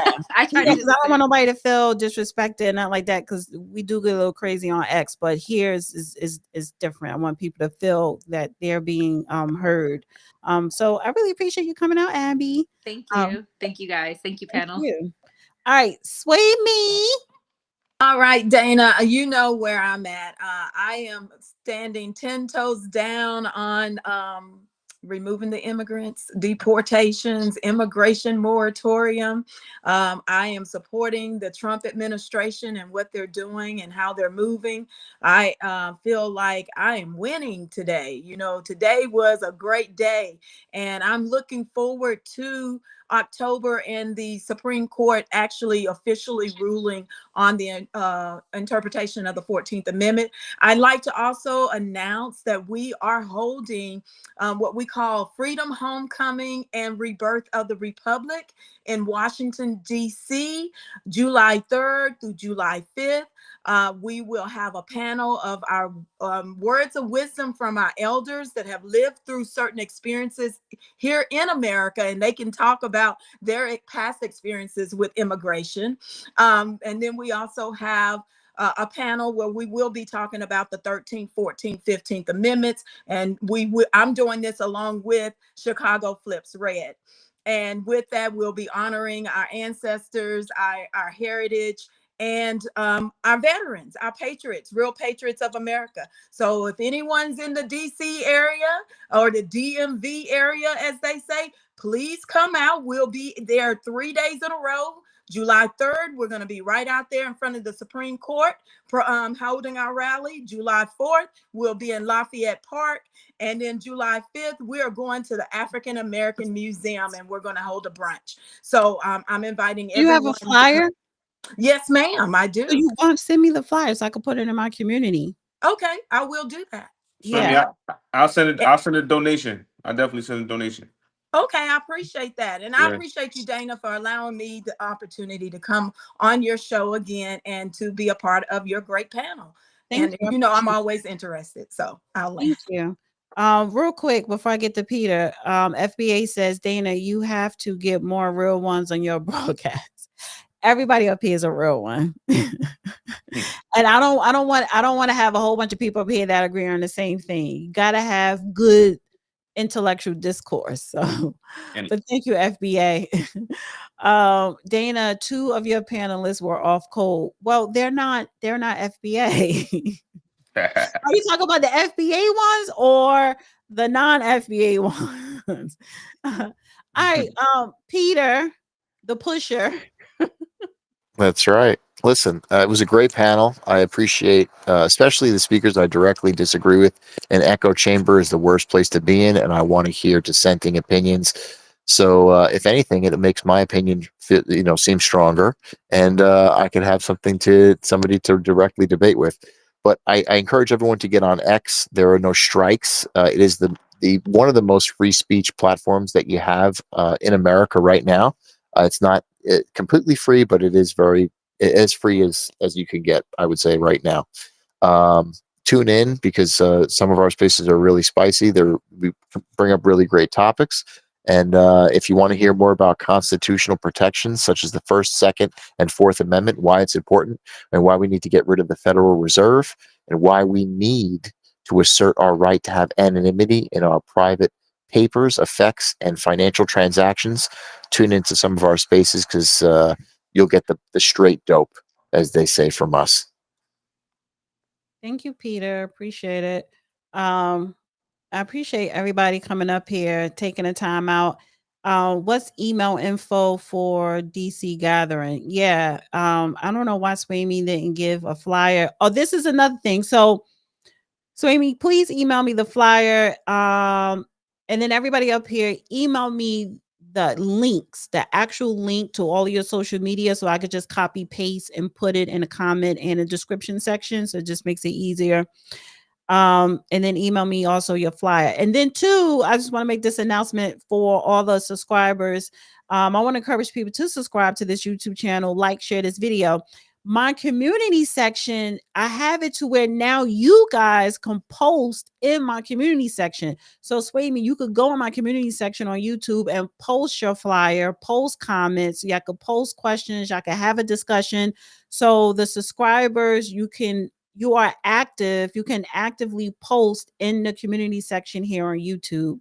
So go and post and, start engagement, start getting engaged, start engaging with each other. So I wanted to make that announcement. So thank you everybody on X, on YouTube for watching. Again, subscribe to my YouTube channel, go to my community section and start posting stuff. You can start promoting whatever y'all got going on. And I want you guys to follow Abby, Mike, Peter, Swamy, and myself. And I will be putting the links in the comment section and the description. So So thank you guys so much for coming out on the panel. It's been 3 hours exactly. I really appreciate it. I know it's Friday, and everybody enjoy your weekend. And I hope to see you back here soon. Bye. Thank Yeah, you. this was a good, nice YouTube live right here. Like, I really appreciated it. Definitely. Yeah. I mean, we go back to cussing each other out on X on Sunday and Tuesday. All right. Thank you guys. Have a wonderful weekend. Appreciate it. What I'm doing here. Okay. Peter, you still here? Yeah, I was just reading the comments and I'm laughing my ass off at the comments. It's too good. Thank you to P Ray for coming on, and Z. Mr. Wilson, we'll get him on for next week. So Peter, if you're available, join next week. I think I'm gonna have more of a man panel next week. I don't know. I have some ideas, but thank you, Peter. I really appreciate you coming up. Yeah. FBA, keep doing what you're doing, Dana. FBA for life. Yeah, thank you, FBA Justice. Appreciate you. I'll see you. Maybe I'll see you Sunday if we do a space on Twitter. Yeah, we do space on Sunday. So yeah, we should go over the Diddy case some more on Sunday because I'll come up with the notes I came up with. It was incredible. I've never seen anything like that. What I saw today, it was really cool. All right, so we'll do that for a Sunday space. Thank you, Peter. Beautiful. Have a good night. All right, you too. Bye. Thank you, guys, for tuning in. Do I have an outro? Let me put my outro up here. Honey, my lipstick done faded. Where's my outro? Oh, here we go. Thank you, everybody. Have a wonderful weekend and check us out on X at The Real Dana number 7 this Sunday.